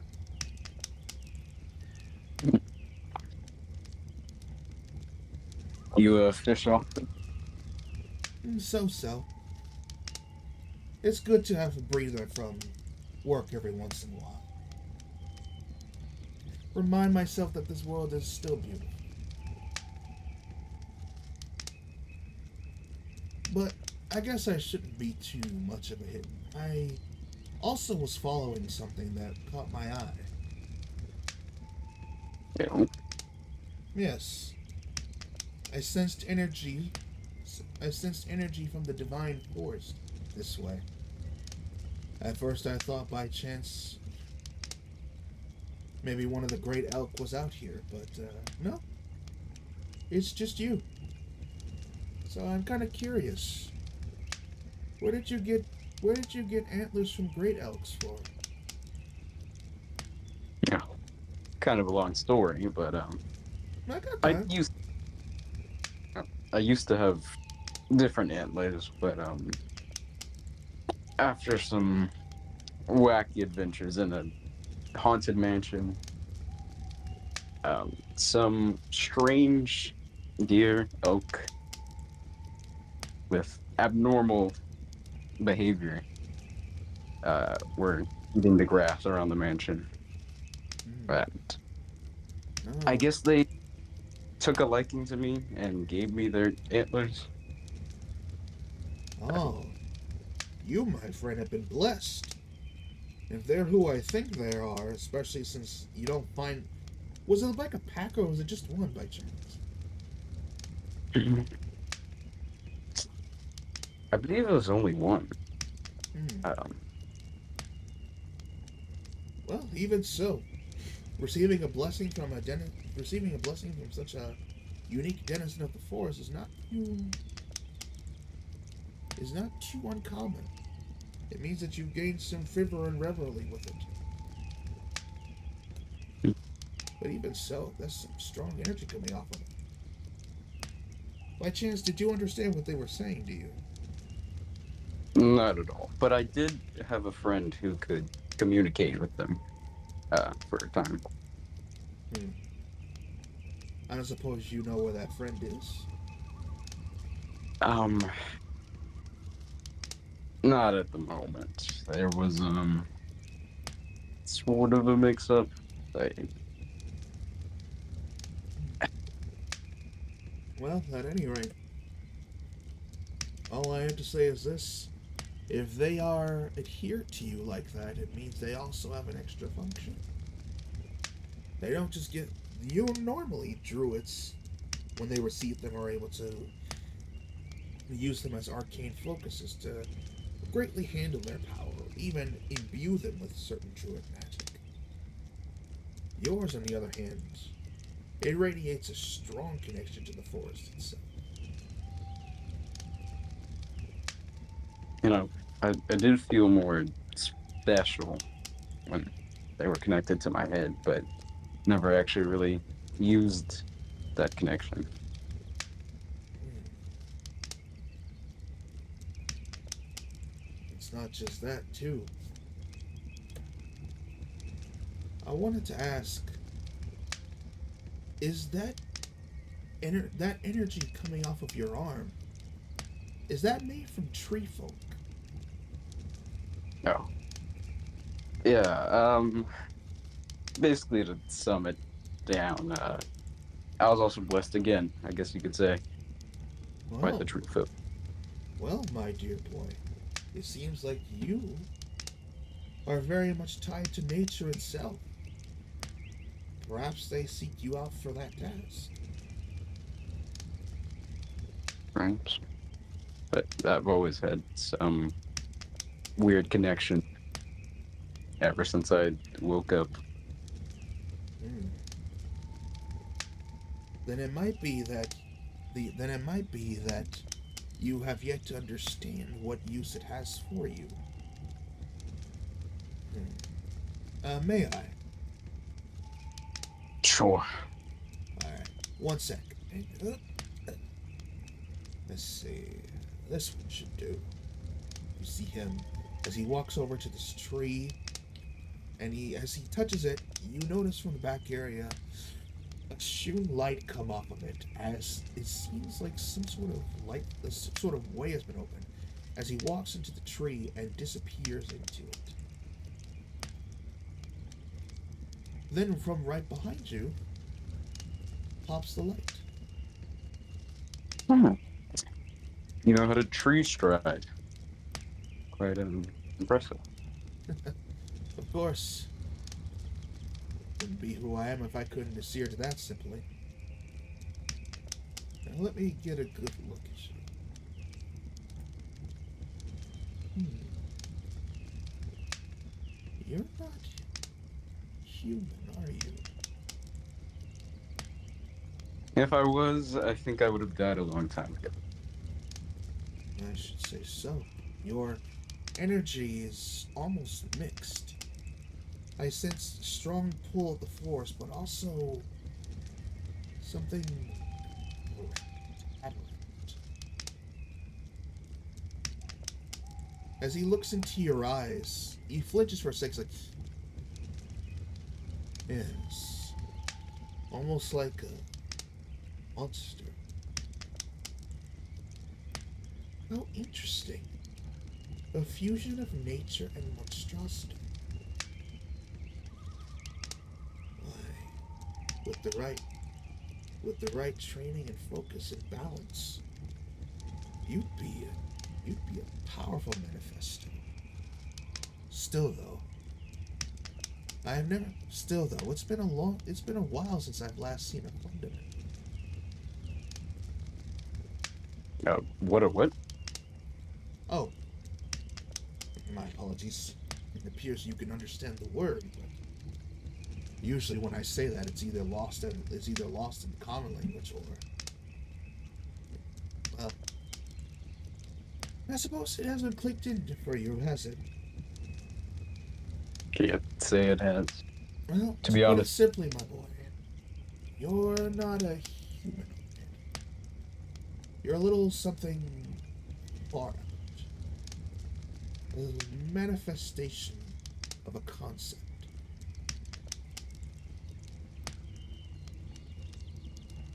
Huh. You live to embody something, but it seems like you're being pulled between two things.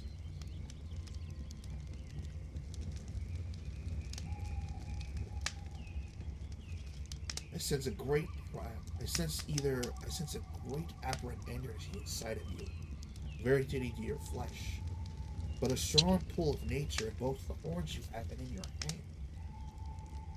They're both slightly at odds with each other.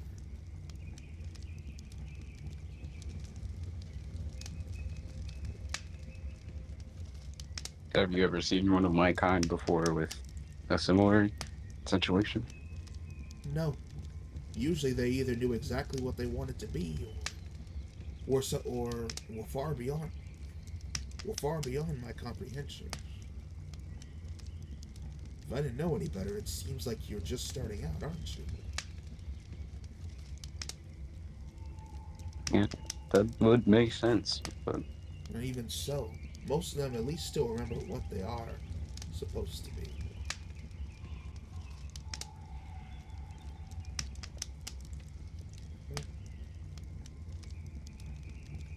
But speaking of which, how do you know all this information? the world speaks to me as he raises his hands in a kind of soft gesture like he's just moving around. But that's tales for times before and after. I really should be going on my way anyway. I've had a long break. As for you, my friend, if I were you, maybe think about what you want to become. You'll find your answer once you do. He walks Okay. over to the tree and puts his hand on it to open up another portal. Wait, before you go, would there be any contact you again? Sadly, I don't have much time off to have casual conversations, but if you ever are curious, you could ever ask an archdruid. Okay. I'll make sure to do that. Good luck to you, my friend. You as Until, well. until the Forest King, I said hi when you see him. And with that, he walks through the page and is gone, taking the light with him.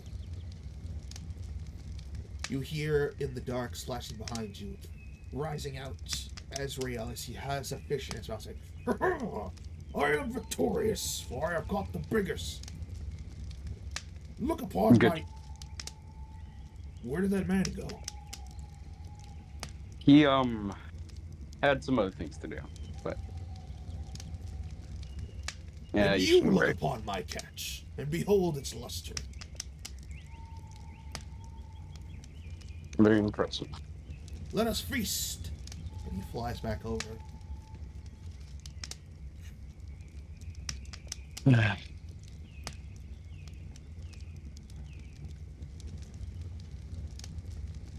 And with that, I think we're at a good point to take a break for this. Session. A break, you mean end? Yes, I think we'll call it here for this session. Understandable. There's especially a test run to make sure all of it functions, but it also gives some of you time to think about what you want to go through. Also, by the way, I just noticed if you try to move, it'll show you what type of movement you're using. Green Sure. is normal, yellow is dashing, red's too far. Yeah, it's like a limit range of how far you can move with that, or how out of combat you are going with that. It's mostly tied to like combat movement, but it pops up outside of it too. Uh, Rico, would you be so kind to DM me the description for the weapons so I can ponder You know what? Why while don't we waiting for actually? the next session? Actually, why don't we go over that real quick? Different guy was going to tell you that. Alright, but I'll be heading out here. I'll All right. I'll catch y'all next week. Absolutely. Hopefully. All right. See you next week, bud. See you. Hey, yeah, buddy. Let's put that over here.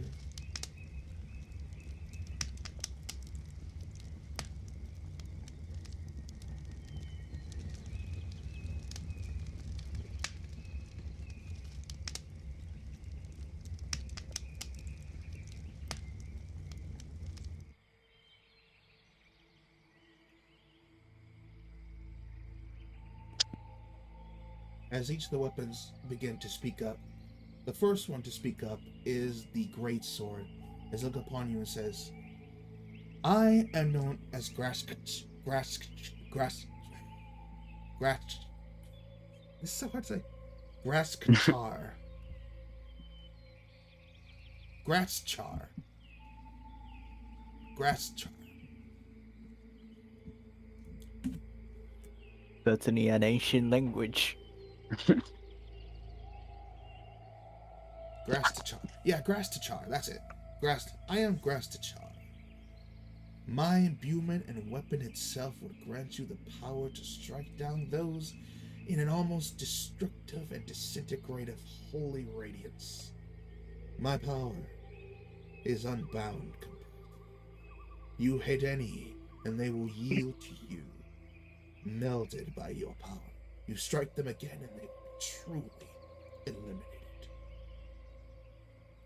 I'm not even going to ask you for a roll or any of these, but you're just taking these names out.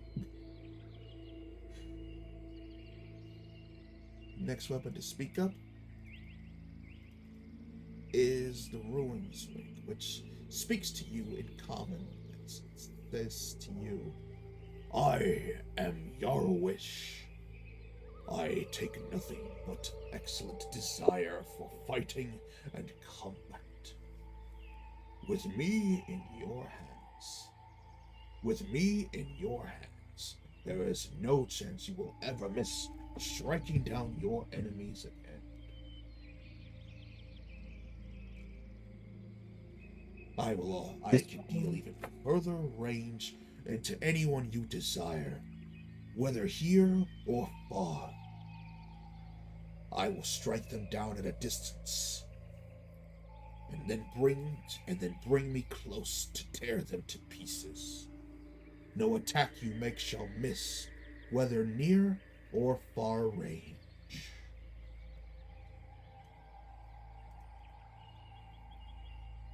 This one was the war axe, right?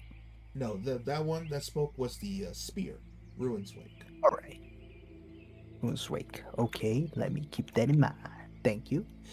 You hear the great axe speak next. Says, I am hatred itself. Pain and loss fuel me. Fury emboldens me. And as I will say, barbarian yourself, rage is nothing more than a second hand to you. To me, it is a bonus. I will scorch those in fire and lightning at your discretion. And I even offer, as well compared to these two, some benefits. Some good, some bad. But all will make you powerful. Also, as a little fun fact, you won't be hurt by fire ever again.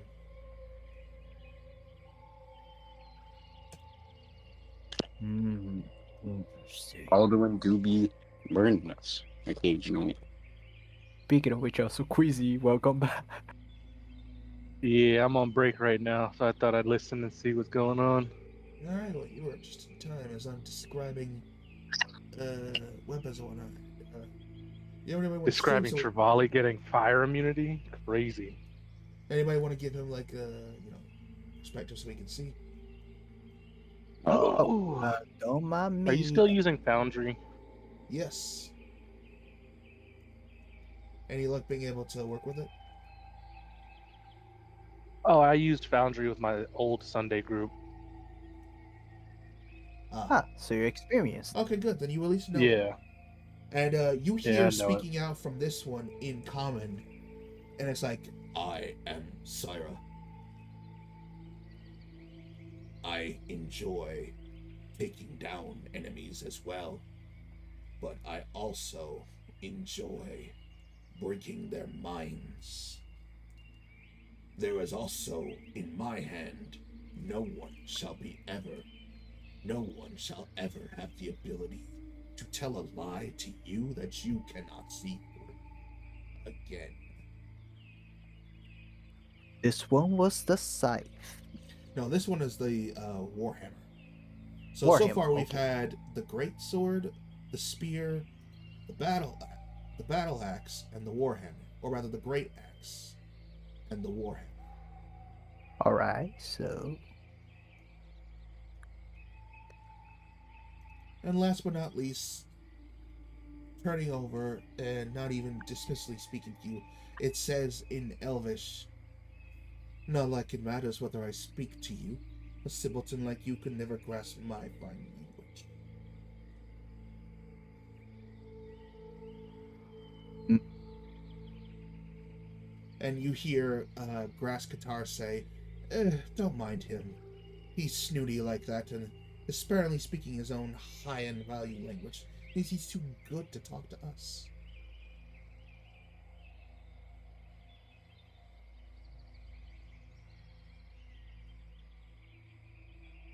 Do you respond to the glaive? This is the glaive, by the way. Do you respond to the glaive, Javali? Seeing as how you are able to understand it compared to the others. you know what? No, he laughs a little bit to himself. Even he understands his shortcomings, and also that reminded him of somebody that is also elvish. He which also uses a glaive recently, so he laughs at himself. He thought about wielding the glaive, but then realized, no. I should let him only wield the glaive. I should take a different path, he mutters to himself. Before nodding and understanding the feeling of the glaive, I shouldn't force a weapon that does not wish to be wielded by me. No. Integrity. Like that, as Graskatar speaks up. Well, and it's a bit of your loss. It's a bit of your loss, Glaive. And it simply says, as it also gives off that turn like it's just not done with the conversation. Well, my boy, that's how we describe it to you. Take your pick from us 5 if you wish. And then to break it down to you, power-wise, Trevally, these weapons are Grass Katar, the Decadent End. While it is a sentient weapon, its damage, it does an extra 3d6 acid damage. And when you hit somebody, they make a charisma save. If they fail, they are charmed by you for the next hour. If you hit this charmed creature, they take 10d6. They take 10d6 damage. And Wait, hold up. You said Grastakar? Wasn't that the great sword? Yes, Grass Katar. I saw that dealt radiant damage. I did say radiant. Oh, my bad. I heard poison. I think he did say poison. Did Oh, I He say said no, great. He said You acid. said poison. Oh, I'm looking at the wrong. Acid, yeah. I was looking at the. That's my bad. I meant radiant. Okay. Yeah, I kinda had that feeling. Yes.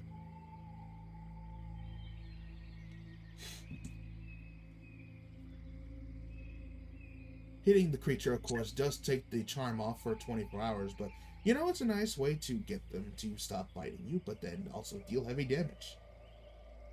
So yeah, it does the regular 2d6 plus another 3d6 damage, then 10d6 if it's charmed by you.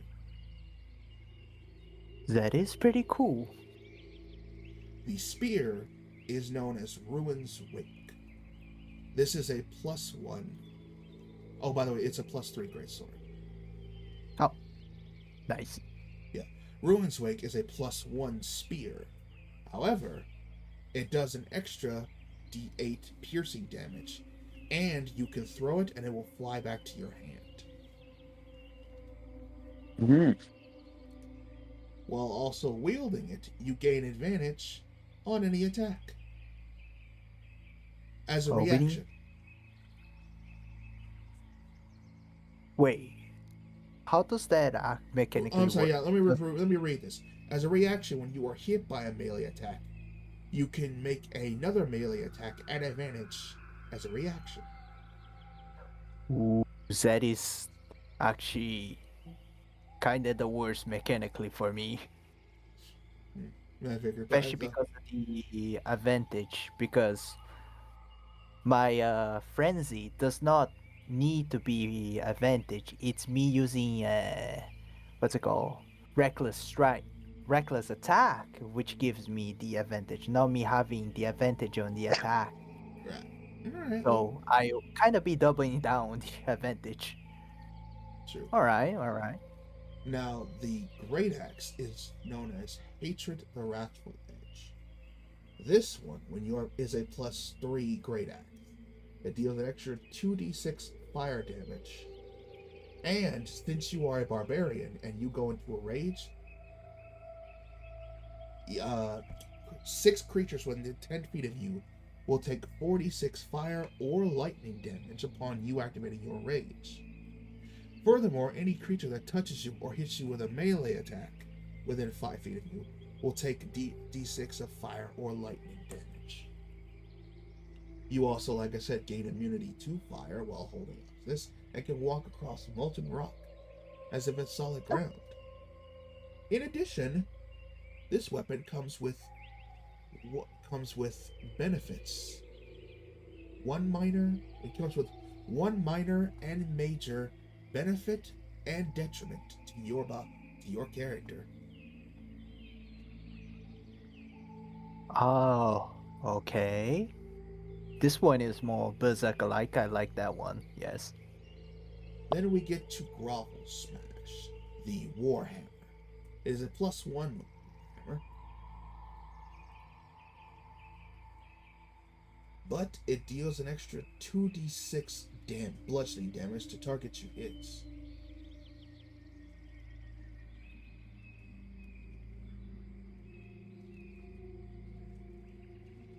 But there is kind of a give and take, because in exchange for taking bludgeoning damage, you take a d6 of psychic damage. But it does do double damage to objects and structures.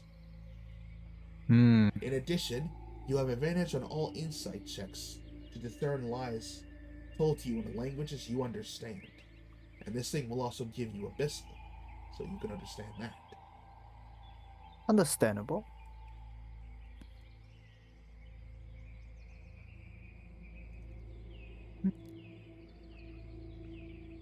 A War X is you said it was a Battle X or War X? A Great Axe. Great Axe. Okay, Great Axe. The is Grovel a Smash is a war hammer. Okay. It's such a shame, really, the spear. Wait, I just realized one thing. The spear kind of boasted about so much about its accuracy, but it's a +1. Meanwhile, the War Axe and Greatsword is a +3. It is. Also, in addition to the spear, it also gives you the ability to understand it. Alright. What about the pulling the enemy? I kind of would like that feature if it was possible.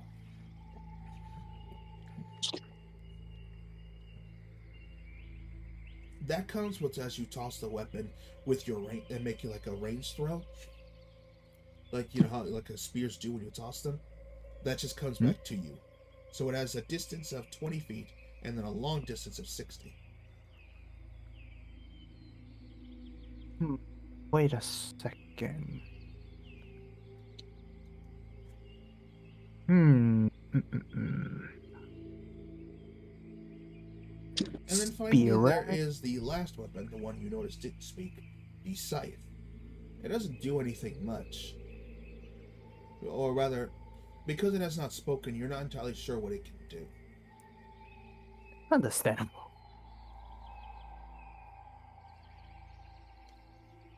While he considers those choices really quick, how many people are in the Sunday group right now? 4. Ah, damn it.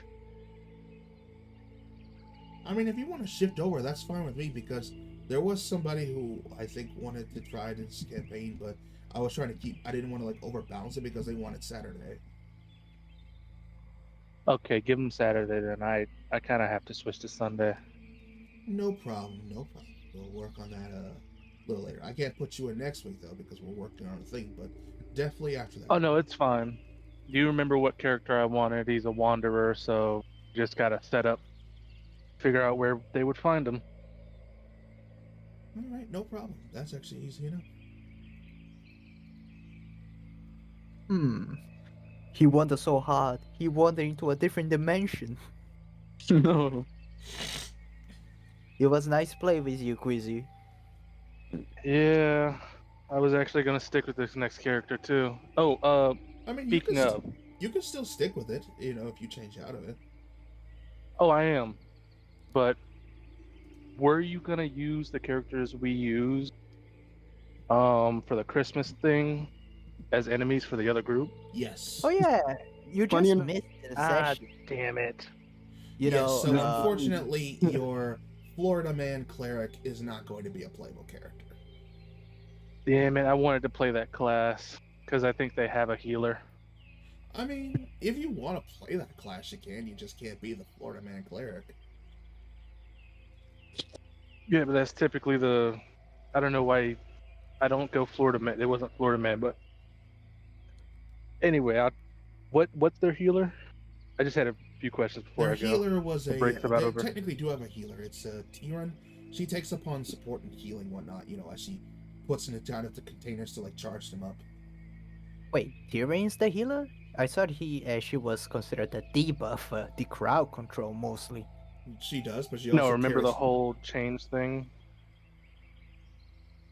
Ah, She right. also has like vials. She also can do quick healings, which she keeps in utility vials to heal everybody. I see. Alright. Well, it's been fun. I wanted to keep playing Saturday, okay. but I can't. That's Say all right, man. to the Sunday cruise, we said hi. Yeah. Absolutely. Also, you kind of miss. We kind of saw Asriel from Yeah. the session specifically. Oh my God, I've seen this guy. Mm. Mm-hmm. Nice. I literally Well, see you around, bud. Take care. Mhm. And while that's over with, returning back to the station, you see your confidant demon as he walks in, carrying some food in his hand. He's like, "So, what do you think?" All very unique weapons with each their own personality. Yes. Well, except for this little one right here, as he taps the scythe. Just kind of threw that in as an option. It's a +2. It's a +2 glaive as well, but it's not sentient. At most, it can allow is you doing some extra damage in exchange for you spending some of your vitality. What the hell? That is so cool. What the hell? Yes, now that he's explained that, I will explain it. But it does give you the ability to have more resistance to spell attacks. So here's the explanation to it. It's a +2 glaive, but it gives you advantages on spells and magical effects. In addition, if you spend 2 or more of your hit die, like your resting hit die, you deal extra necrotic damage. in addition to the weapon's damage. The damage will be a d6 for each hit die you spend. If a creature casts a spell before the end of your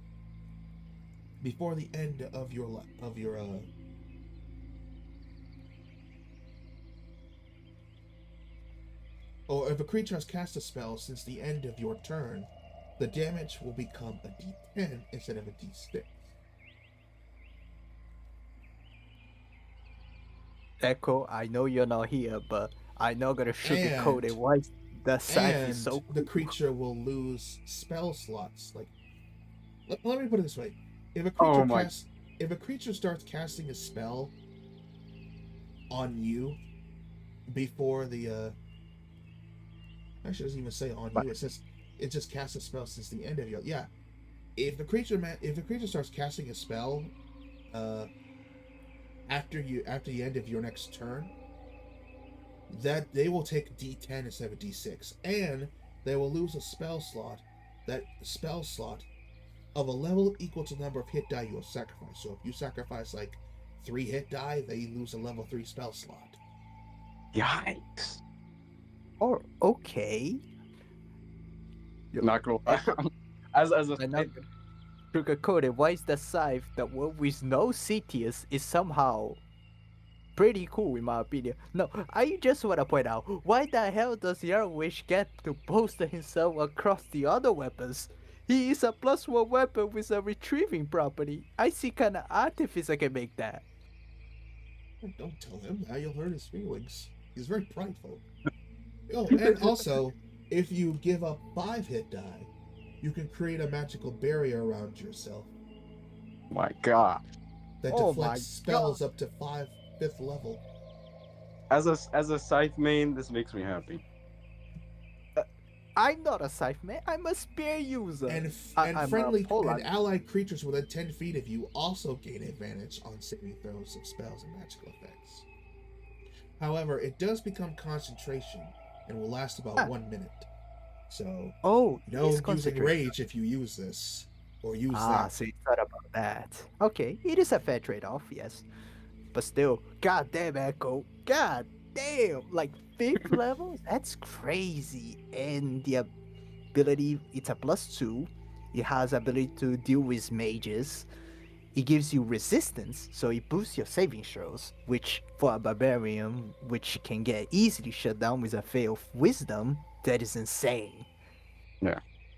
Let Yes, me- but here's the little thing. It's not for a total duration. It's you have to keep spending hit die for every hit you do. Still, how many rounds does a combat normally last? Right in front of me. If there's a mage in front of me, they get to cast a single spell before they die. So, Perhaps you're not understanding the full offer. You're giving up your resting hit die to boost yourself. no, And- that is true. But in a world where we can get healing potions and other healing methods, and also the fact that it's been such a long time since we did a long rest. Most of the time we tend to get ambushed by short rest, so I can't even get the benefits of the resting dice. Fair enough. I- And I do give out good vitality bottles and whatnot. So yeah. But like I said, it is a gamble. And if you No, yes. if you do run out of luck, you are out of luck if that happens. I will say Yes, the it main is. revival method does use your hit dice. So just saying. Right. But still, man, let me diss a little bit more Yarowish. He boasted about accuracy, his range, and the pulled enemies, but none of these actually get boosted. Yeah. Yuta didn't. He comes over to you as Yuta says, "I hope you weren't, for the record, try to keep that to yourself." York, Oh, he can read minds. You no, look no, bad. it's just that Yarwish speaks common, so.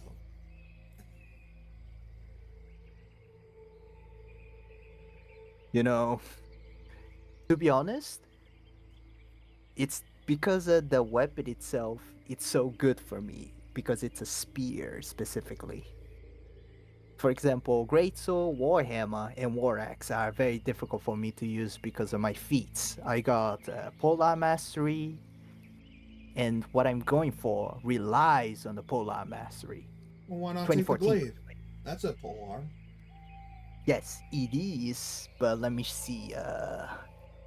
Da-ba-da-da-da, da-da-da-da-da.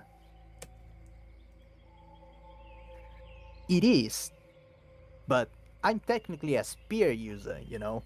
And also, Alduin is already wielding a glaive, so having two people wield glaives kinda overlaps. It's a rule of etiquette. Maybe you could Okay. bend the. You know what? Hold on a second. So, you're more spear proficient and you want something that ties to that, right? Yes. I was Alright, thinking of picking a. Oh, alright. Here's. Yeah. I Looking mean, at if the. I want you to have your best usage, it's best to give you something that works with you. Give me a second to think. And he I walks think back I in here to understand. check. Let me check to see if I got something. Alright. I think I understand why the Archdemon got confused, because he's carrying a lot of different weapons recently. A scimitar speed because of his friend. Uh, executioner axe because of Jamim died. His trusty Javelin has more being an access of a warm alarm or something like that, so that one does not count. But mostly I've been using my pike or my halberd, which are technically spear-ish. But could one Also, argue scythe is a polearm if it's kind of no, long? the DM did say that the scythe is considered a glaive, so mechanically I could, but not everything has to be about power. I know it sounds hypocritical me saying that, and the story about me searching for power. Come on, I'm a spear user, man. Maybe a great sword, maybe the battle axe is possible because I've been using different weapons. But I don't think my character will be able to use a scythe. Story. Even though the scythe is so cool. It's just so perfect. Yes, it is. My self-sacrificing type, the So ability just to be to clear, you're mitigate. looking for like a spear more specifically, or do you want to? All right, so I want to work with you, DM. Yeah. I not just want to make things hard for no reason. I currently my weapons that I use most is pike. Reason is because I get to push the enemies away, so it allows me to combo mechanically and any role-play methods. Mechanically, the strongest weapon I can choose is a halberd, which allows me to do the cleave attack. So, for example, when I'm dealing with multiple enemies, I tend to shift my weapon into a halberd to deal with two opponents rather than one. So he'd start to slice, wind up his attacks more. Meanwhile, pikes synergize with him growing big because it increases his reach and his push ability. So he literally push enemies 20 plus feet away when he gets large. The spear or javelins are good for range. It allows him to show multiple weapons and sort of like a combo style. So All right. there are three options. That's why I was a little. Right, but you want something that lets you use maybe perhaps the push property or the cleave property. Yep. All right. Your call though. And you want it to be If you want. and you want it to also bounce off polar arm. That capability. Yes. No problem. To No problem. synergize with we my will. polar Here's what arm. we'll do, because I'm looking through it, and I don't think this other last one, especially about legendary or. Yes, most legendary artifacts are swords. Where's my love for spears? Yeah, spears and They- last do not get the kind of care they do. Oh, The black razor, but It's probably because of the whole spear polearm master combos. yes, it is. oh, Yeah. wait. There might be one. Maybe two. Okay. Hold on. By the way, you're not streaming right now, right? Just making sure. No, I am. You are? Yes. Oh, I should have keeping more etiquette then. I just have... Oh, please, don't worry. At this point, I'm just running these as is. So whatever happens will. This will go straight to bloopers right now. But wow. It also feels good for me to talk with somebody, you know, discussing, oh, this weapon is cool and stuff like that. Mm.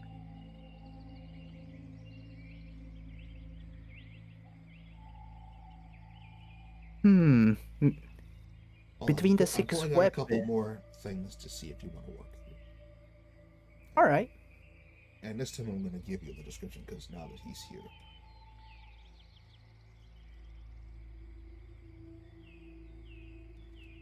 If I wanted power right now, if I wanted to deal damage right now, the War Axe is the best option, technically. Yeah. But if we are talking about roleplay wise, it will kind of be a little bit lame in my opinion because of the way would it be end up being used. Because most of its damage dealt when I rage. So what end up happening is me go close, me rage, then I swap weapons or something like that. And that's not cool. That's lame for a cool ass weapon with personality. Mm-hmm. So I want a trusty partner that I get to use quite often. Fair enough. But wait, what? Why, like, story reason would you not wield the scythe? I'm a spear user. I've been using a pike ever since the game started. It's like saying, Echo to use a sword. You're a caster. Okay, but that's I feel like that's not that much of a stretch. No, it's definitely a much of a stretch. Like, my clan is made of warriors, not farmers. But there have been war sites used before in actual. I mean, maybe Yeah, not they to the have extent of. been, but they were modified. Try googling war scythes, by the way. They look much different than the ones typically Yeah, depicted. I'm just. I know, Echo. I know your love for scythes, but it's just not for this character. Please understand, Echo. Maybe one day you get to Yeah. wield a scythe as well. Also, no. You should think like this. You should be thankful for me not picking the scythe because you may get to wield one. Ah. True that. I don't think Echo would ever use a weapon. That's what I'm like. Unless it's for a wild check. What are you talking about? You could use totally use a weapon for aura farming. That's perfectly reasonable. I can't. You could use a scythe-ish, like a spell casting focus. True, but I mean, I already have my antlers for that. But I guess if I somehow find a wild shape that can wield weapons. Ah yes, you will worship into the Grim Reaper, literally.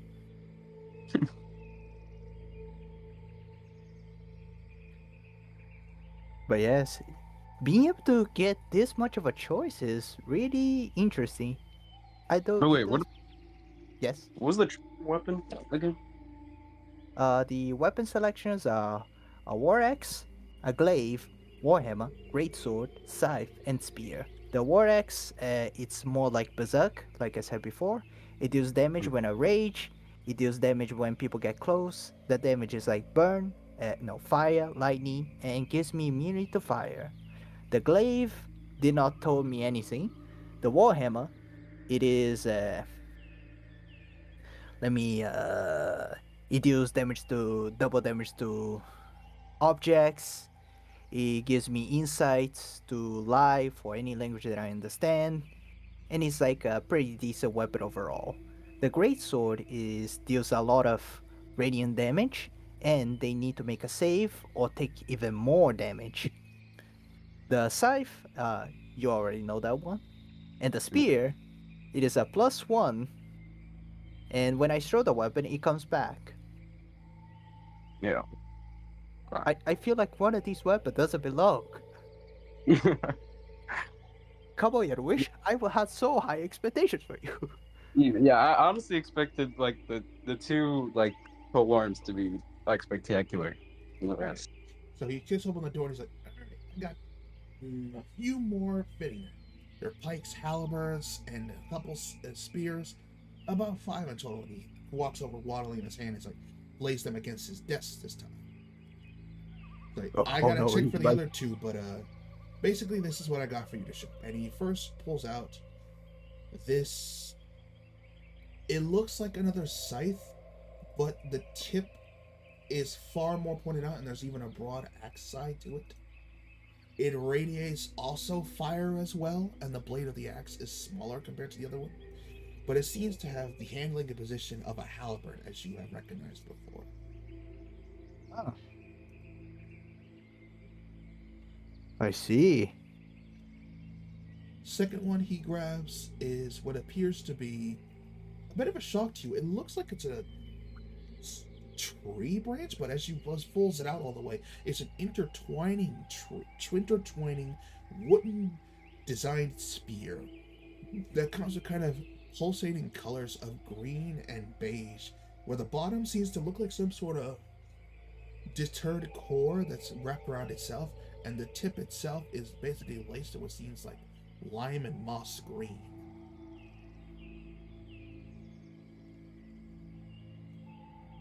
Okay, this one is more unique. Certainly echoish style. And then finally, he pulls off a kind of more decadent designed spearhead. It's silver all the way down to its basin, but it comes with a nice kind of like luxury designed kind of head that seems to be used for both kind of royal emissaries and guards, with a sapphire and sapphire embedded gems inside of it. As he pulls it out, it sort of crackles lightly, charged what seems to be near electrical energy. And then the last two, they are actually from a new book that just came out. So I don't think they're in Foundry just yet, but I will send the images in Discord. Or can I actually post them in the chat?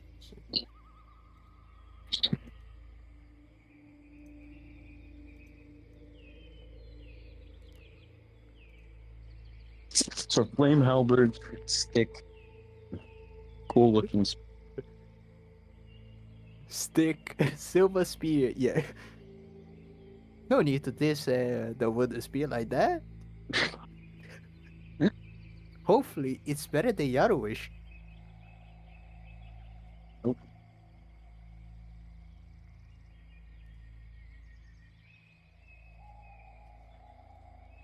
But yeah, the next spear he pulls out, it is a kind of marble pale, but with a gold thread winding around it. The top of it comes out, it looks like a spirally looking drill, embedded with small blue gems and a gold basin underneath. This thing, it looks almost like Fable, but also very much like some sort of royally decreed spear. Alright, let's see.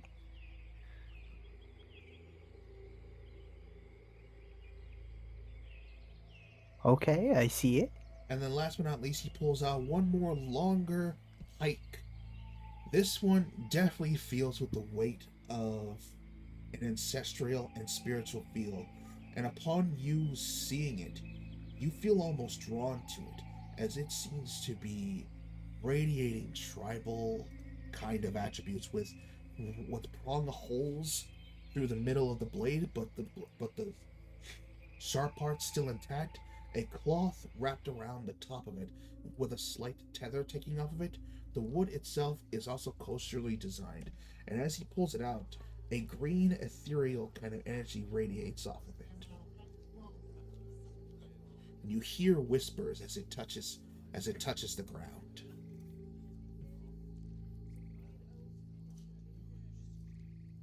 Would I be able to hear the whispers or maybe something? These are not actually speaking to you. They're more like phantom lingering essences. And he says, he pulls them out now. Good news is, none of these are sentient.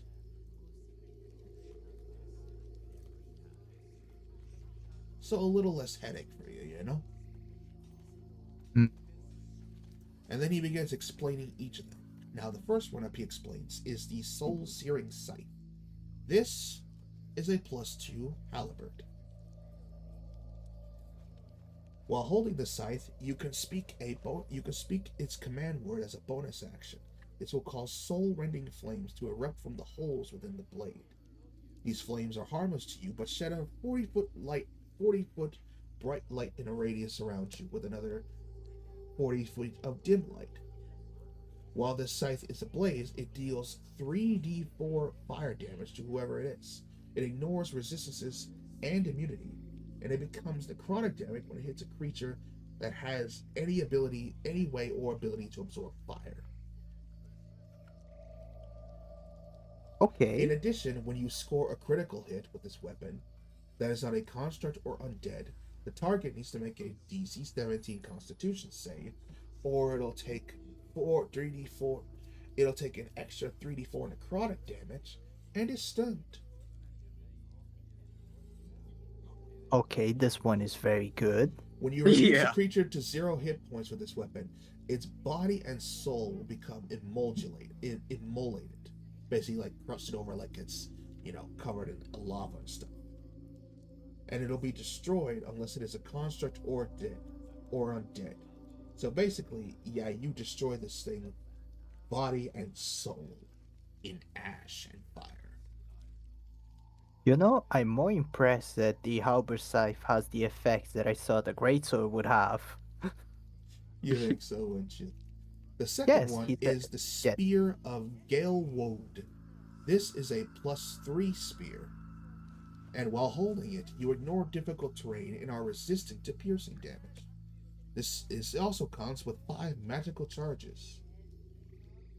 And when you use it, when you use the charge, you can cast Tree Stride from it. In addition, when you make a weapon attack with this spear, you would expend a charge to cause Grasping Vines to erupt from the spear's tip. The attacked target and each enemy within 5 feet of them must make a DC 20 strength saving throw or be restrained by entangling plants. A creature can use their action to make a strength check to escape, but otherwise it'll, be restrained. By the way, the wooden spear, is it considered casting a spell? It is a magical charge. Yeah, it is a spell, so it is using a charge to cast a spell, yes. Ah, so it would work if I'm raging, sadly. Well, it's not a concentration spell. No, I cannot allow. Rage does not allow me to cast spells, period. Alright, fair enough, So, fair enough. this one might not be for me. He holds the wooden spear a little, he lifts a little bit.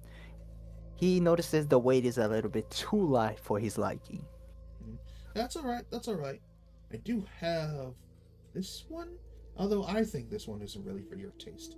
Windvane's always been a kind of philanthropic, royally decreed weapon.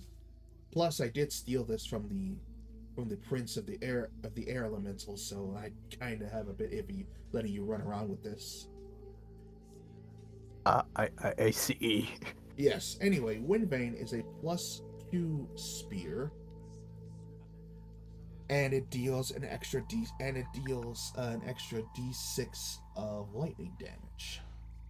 In addition, while holding this weapon and being attuned to it, you speak the air elemental language of Arian. You are resistant to lightning. You can cast Dominate Monster on any air elemental. And it lets you access something called an air node.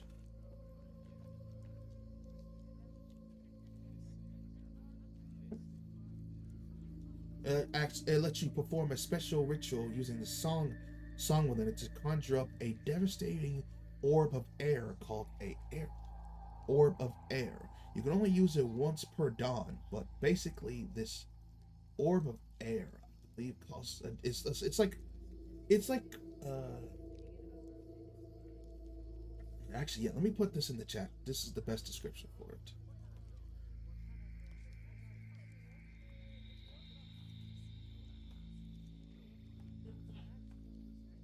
I still create amazed that somehow these weapons are still better than the spears that I saw. This is basically what it sends. It basically creates a devastating, powerful elemental air node. Now, the air node itself can become a devastating orb of air. This takes an hour ritual to activate, but then you can use it like that. The devastation orb is about 12 inches. All right.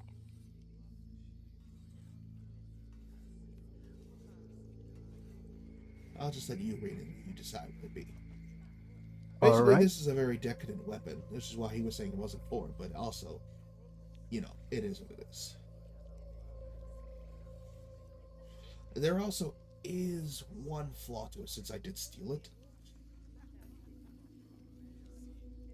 You will become unreliable when you have this. Unreliable. Yeah. He tries to hold the spear to try to understand what he meant by that. Basically, you are probably more selfish and not somebody that would come to call when asked. You're basically kind of a selfish prick, is the best way I can say it. I'm already dumb. Imagine if I become greedy as well. Yeah, that would be very much a problem. There's also this whole thing where every person who tries to get it keeps trying to take it back to one of the central air nodes or the plane of air, and I can't have you run off there. He immediately used his other hand to slap the hand holding the spear. I see why he meant unreliable. Right. I just figured I'd bring that out just as an option. Some people like the ideas of all their choices. Personally, though, these are new, especially with the imports from the plane, from the actor plane where they came from. This beauty is called the Purity Spear, and you may have made a deal with me, but I can still smell good intentions on you, so I think it'll work for you. Basically, it's a +2 spear, and he starts to explain. Now, the Purity Spear, is a +2 spear, and when you are tuned to it, you have immunity to poison and the poisoned condition. In addition, you have advantage on Constitution and Wisdom saving throws against spells and magical effects. This also comes with magical charges, but they're more supportive or even good-natured spells like Calm Emotions, Detect Evil and Good, Dispel Evil and Good, Greater Restoration, Purify Food and Drink. In addition, That if one you was move at least 20 feet straight in a line, you can make a melee attack roll for free, and it deals an extra 2d8 piercing.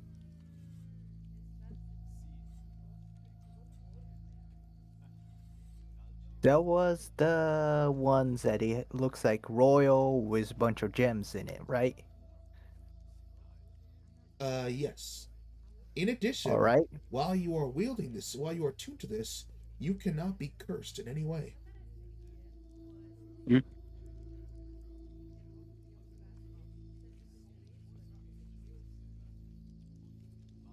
Oh my god, why are these weapons so goaded? Yeah. And who the hell put Yaruwishu with? Okay, I And gotta stop. also, with you this- can that take, bit. rather than spending a charge to cast a spell, you can spend a charge to heal 2d8 plus 2 hit points Ah. and clear the poison condition. Yes, Echo. And finally, last but not least, is the Pike of the Forgotten Legion. He doesn't fully remember where he got this, but it's definitely like one of culture and tribal standings.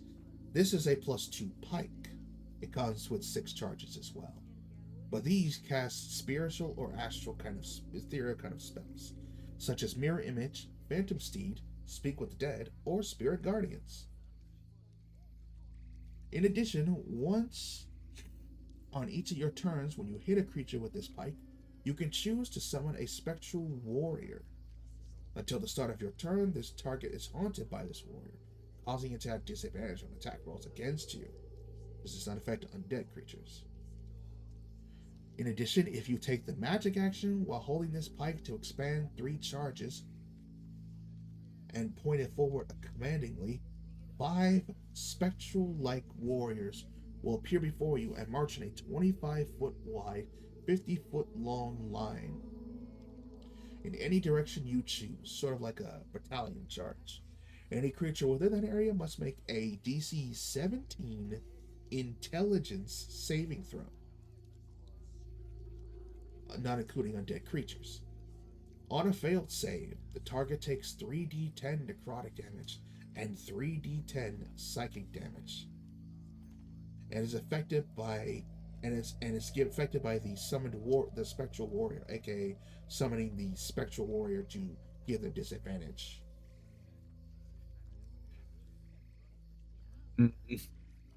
Pretty cool. Yes, all of these new weapons, 5 weapons, are actually very cool. I'm very goddamn impressed. Yeah, well, Hmm. I usually try to have assorted options to pick through, especially for who I have on my roll. Yes. So I got.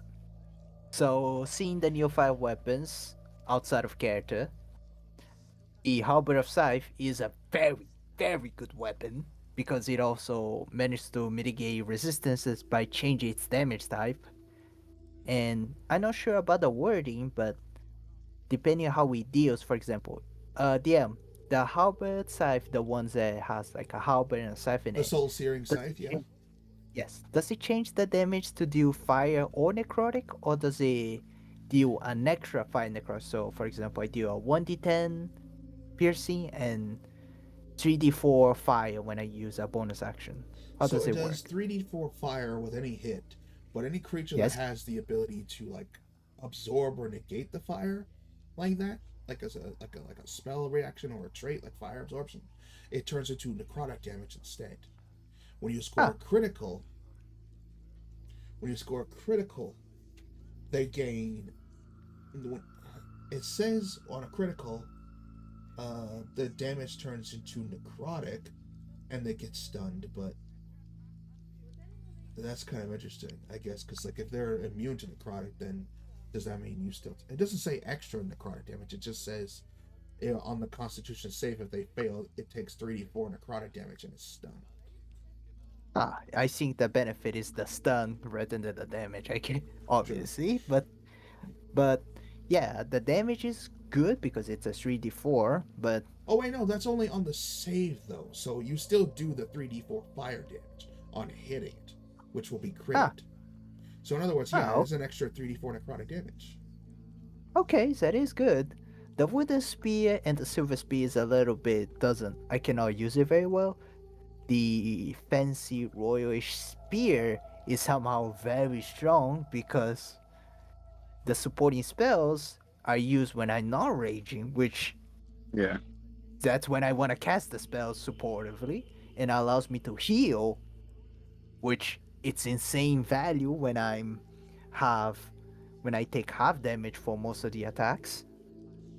And the Phantom Pike is very cool on its own, but literally mitigating my weakness or making the attacks have advantage against me when I use Reckless. So Yeah, there is a point over there. yeah. I But knew these two would still, catch your eyes especially, but they're brand new with how they work. So hmm, you mentioned that you needed me to wield something more antique rather than. He glanced at his Enzo again. well, You may I call me. Yes. well I meant more like authentic with its power. So basically, legendaries, or if you wish, an artifact. Hmm. DM, out of character, I could choose the strong weapon, or I could choose the more story-driven weapon. I leave that entirely up to you. That's why I left these options. And if you don't like these, we will look through homebrew for a custom weapon that you like. I have in particular one custom weapon I think you would like, but I don't know if I want to give that to you or Kargajan. Ah, you know, Echo, Hmm. you might hate me for this, but I gotta tell you, Advance, in terms of weapons itself, the royal spear seems the most reasonable one, right? Mm. But story driven, the Yaruish is absolute the spear I should have go with. And it's so goddamn sad because it's the worst one.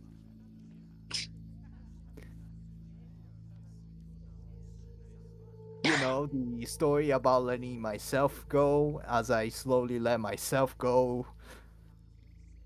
It the story writes itself. Mm. Hmm, maybe I'm coping here. I'm really coping. But what if Yaruish actually gets stronger later? And it's not just a +1 weapon with a retrieving property, set an artificer can craft. Please. Like, let me repeat what the Yaruish said. He said he's tend to be accurate when it's close and long range.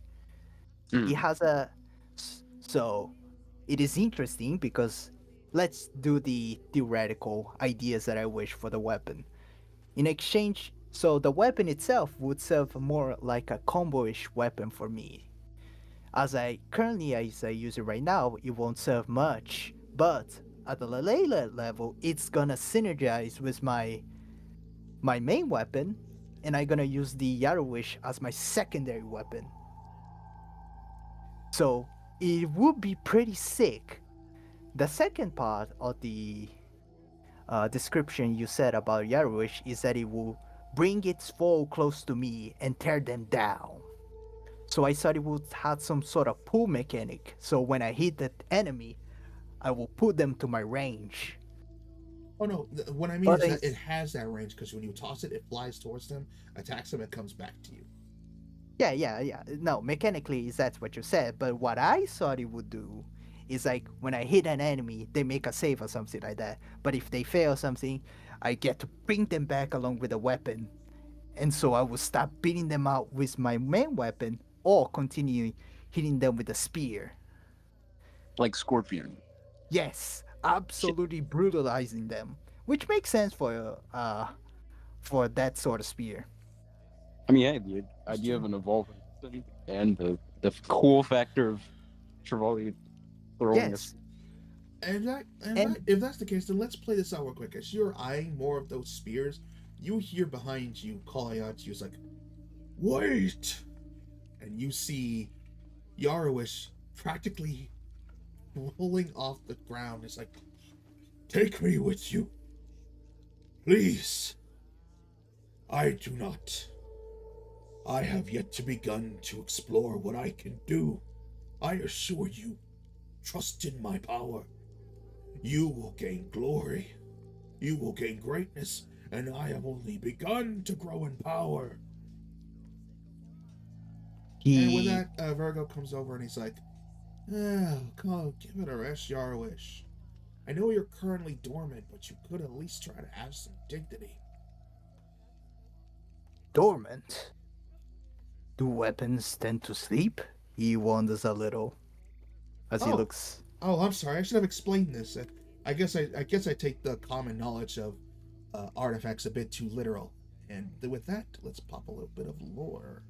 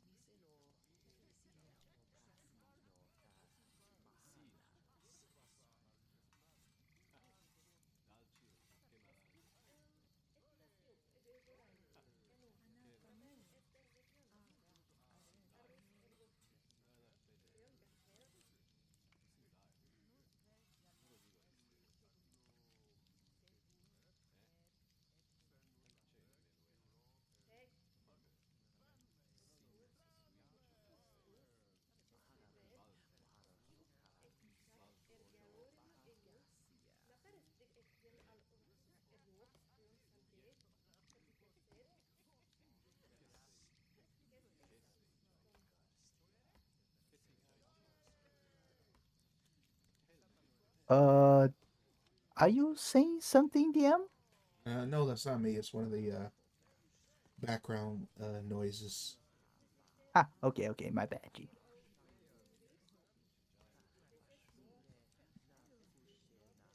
Now you get the best of both worlds. Not yet, for now, but still. Mm, Like I said, my character is building towards something. it's true. Don't need to be greedy. You don't need to haste.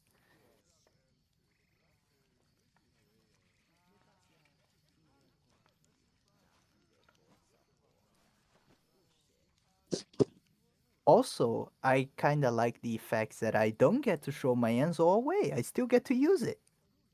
Mm,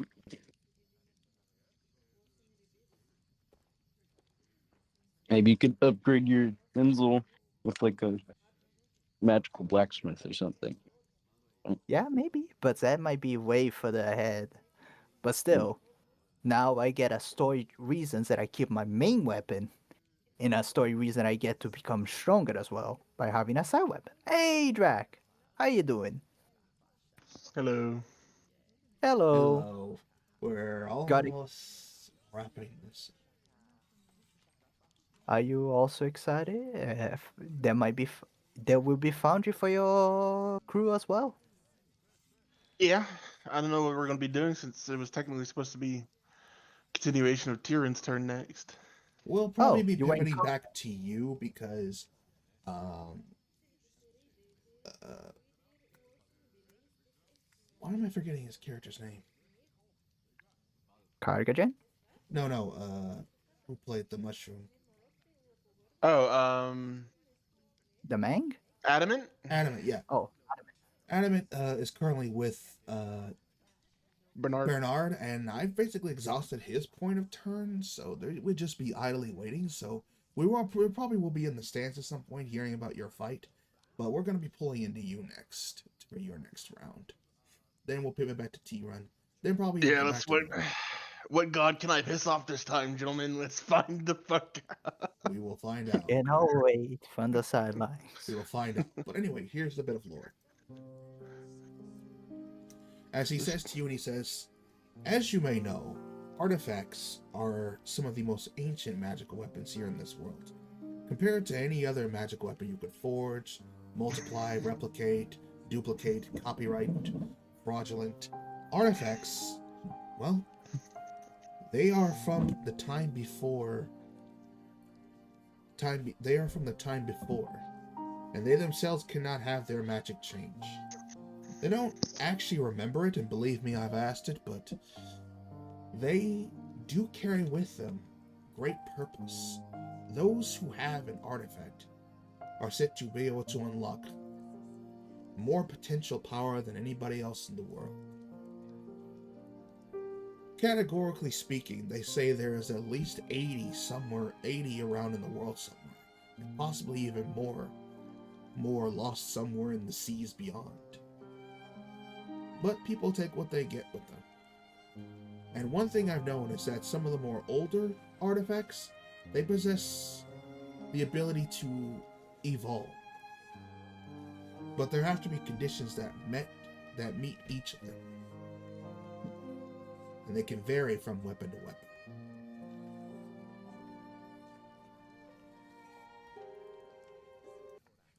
So yeah, little Yarwish here has definitely been with me for a good bit, especially since the clan wars and the tribe wars. But he's still, no matter who he's possessed, never really been able to bring out his full potential. And I don't got time to play with that kind of stuff. But if you think you can bring it out of him, I say go for it. They might surprise you. Javali steps back, try to get a kind of a good view of the weapons on the table and the weapons inside the box. What do you say? They were The placed on this desk right here. So there no, was. the first ones. Oh, they were placed inside this chest, Ah, but okay, they're like inside the standing chest. upright against the chest lid. Right, right. He observed the weapons carefully, thinking and try to understand what each one of them do, and then hearing the words that Yarwish said. And then he gets close to the chest, slowly, also while still limping on his trusty weapon. Archdemon, you may have great dreams for me, but you may have wished for too much, for I am not yet to let myself fully go. I'm willing to get stronger, but not at all cost. As he looks at Yarwish again, I will sacrifice. Eventually, I will end up sacrificing more. But today is not the day. As he looks at the Anzal, this weapon have saved me more countless times. I'm not ready to throw that part of me yet. And then he glances at Yarwish, and you too. Seems that you have also sacrificed something to get an opportunity. In that sense, we are both similar. I may be flesh and you may be metal, but together we'll serve as one, as a single powerful warrior. As he calls Yarwish to his name and tries to bring to his hands. And you hear your archdemon go like, well, technically he's made of bone, but yeah. And then Yaro speaks like, yes. And he vibrates for a second as the runes on him glow. He flies into your hand, and upon contact, the power within you explodes as you feel the pact energy finally unlocked and synchronized with your body, as you have now attuned to Ruin's Explode! Wake. I already have 3 HP. You Am I have gonna you have die? fully attuned to dormant Ruin's Wake, and yeah, I will say as you unlock those 5 levels, you gain that vitality and power.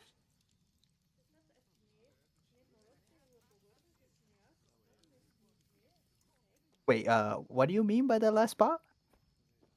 As you gain that 5 levels, you will gain that that HP with it. Ah, okay. Oh, so I get a long rest. You'll get a long rest, but not through that. Ah, okay. Understand. Let me just put it in your sheet.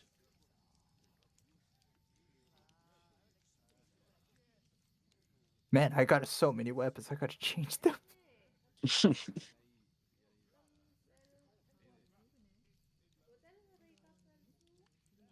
Ah, Oh yeah, one thing I forgot to ask, since there's only one weapons that you mentioned being attuned necessary.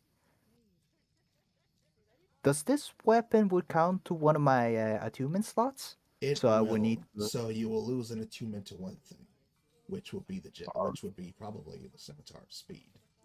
Yeah, obviously. Yep. And as you attune to it, you hear the rest of Groan's weapons groan like, "Oh, him? Really? Boo! You're wasting it!"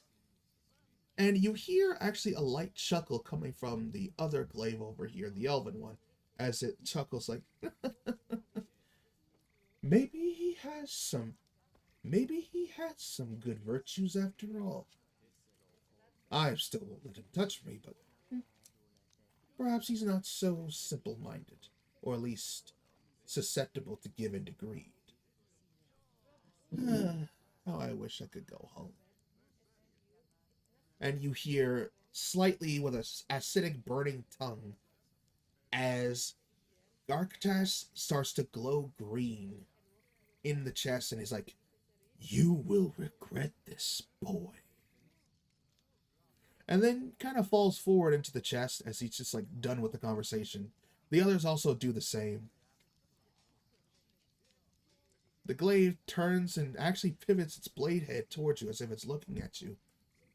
And it says in Elvish, "I know you can understand me. So I will say this to you. You have impressed me. And I hope at some point we meet again." And he lies back in the box as it closes. Well, that was a dramatic. They're such babies, I swear. You'll get your turns in time. And he drags it back in here. You sure about that, Travali?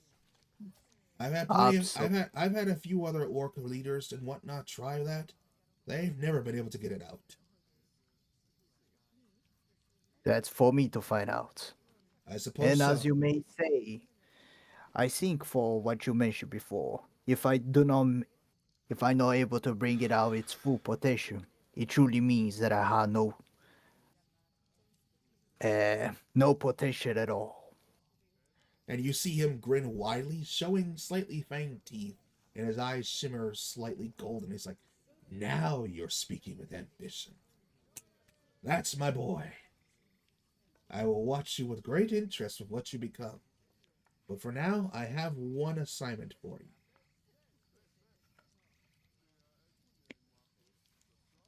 Other than, He stopped. getting stronger. I need you to pass on a message to me. To the to the gang leader of the Black Spiders.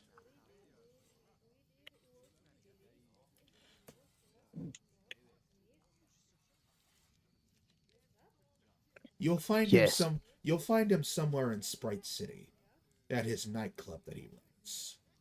Tell him Virgo wants his Virgo wants his money, or else. I'm sorry, Virgo wants what's due, or he's coming for you. Pretty scary, huh? Nice. I've been working on that all day. Wanted that to rhyme properly. And you hear down the hall, it's like, it's still cringe. And you hear yourself, shut up, Azrael. At any rate, I think this has been a long day. I need a nap and some more food. You want something to eat while you're here? Mm, don't worry about me. There was a river with plenty of fish.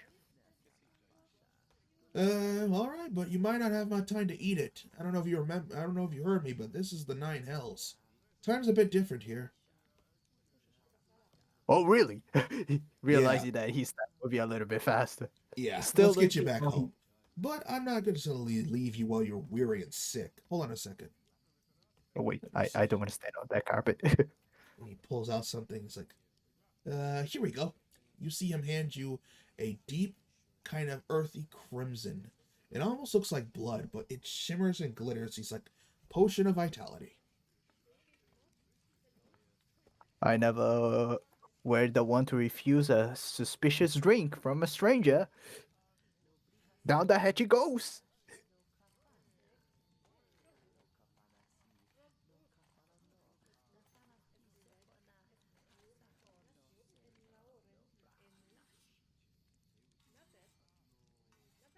And that's how Trevally died. Nope. Yes, As you because drink it, you feel all your tension, all your frustration that would happen in the fight just pass off of you. Especially since you really haven't gotten any sleep. You feel any exhaustion that was going to creep onto you disappear. In addition, you feel your HP slowly grow, grow back onto you. As for the next 24 hours, you will gain back. You will be able to roll vitality hit points for every hit point, for every hit die that you spend. In other words, you basically have a temporary healing factor now that's regenerating your health. oh, nice. As you feel your wounds close up and your sides stitch better, you're breathing a lot better than you have in a minute.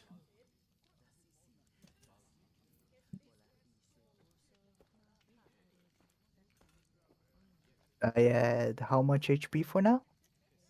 Let's see. What's your plus You should five? be. We'll go based off of proficiency per minute to make it Perfect. right. So proficiency, so it's a 3 for a minute. Well, don't So forget you're also 5 levels in Illager. ah, wait, 5 levels in Irriga?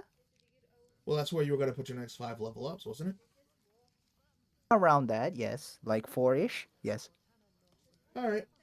4 in Illager and then another 1 in Barbarian as you feel your tribal instincts kind of resonate with this as well. So yeah, you get an extra 5 levels from leveling up and the power unlocking within you. Wait a second. Wait. Hold up. Echo, are you hearing this? Yeah, I was. Wait, Yes, you are now level 12. Yeah, I wasn't understanding the question before. Oh my god! I Divide thought you those worked. divide those 5 levels where you want it to go, but put at least enough into Illager to unlock a subclass. Oh yeah. I was planning to do that. Yes. Great. Oh my god! Never mind building up my strength. I'm gonna be. I mean, now it's an evil playground because Bernard's like level 11. Ah, understandable. But that means I get to do the combo with the weapon right now. Oh my god. That you can, which is why I said the power was now unlocked. He genuinely looks at his hands, grasping and closing. Yes, this time I won't let them down again. Speaking of your friends, I got a letter for you. And he pulls it up over towards you, and it's that letter that you saw before. Oh, so you did notice.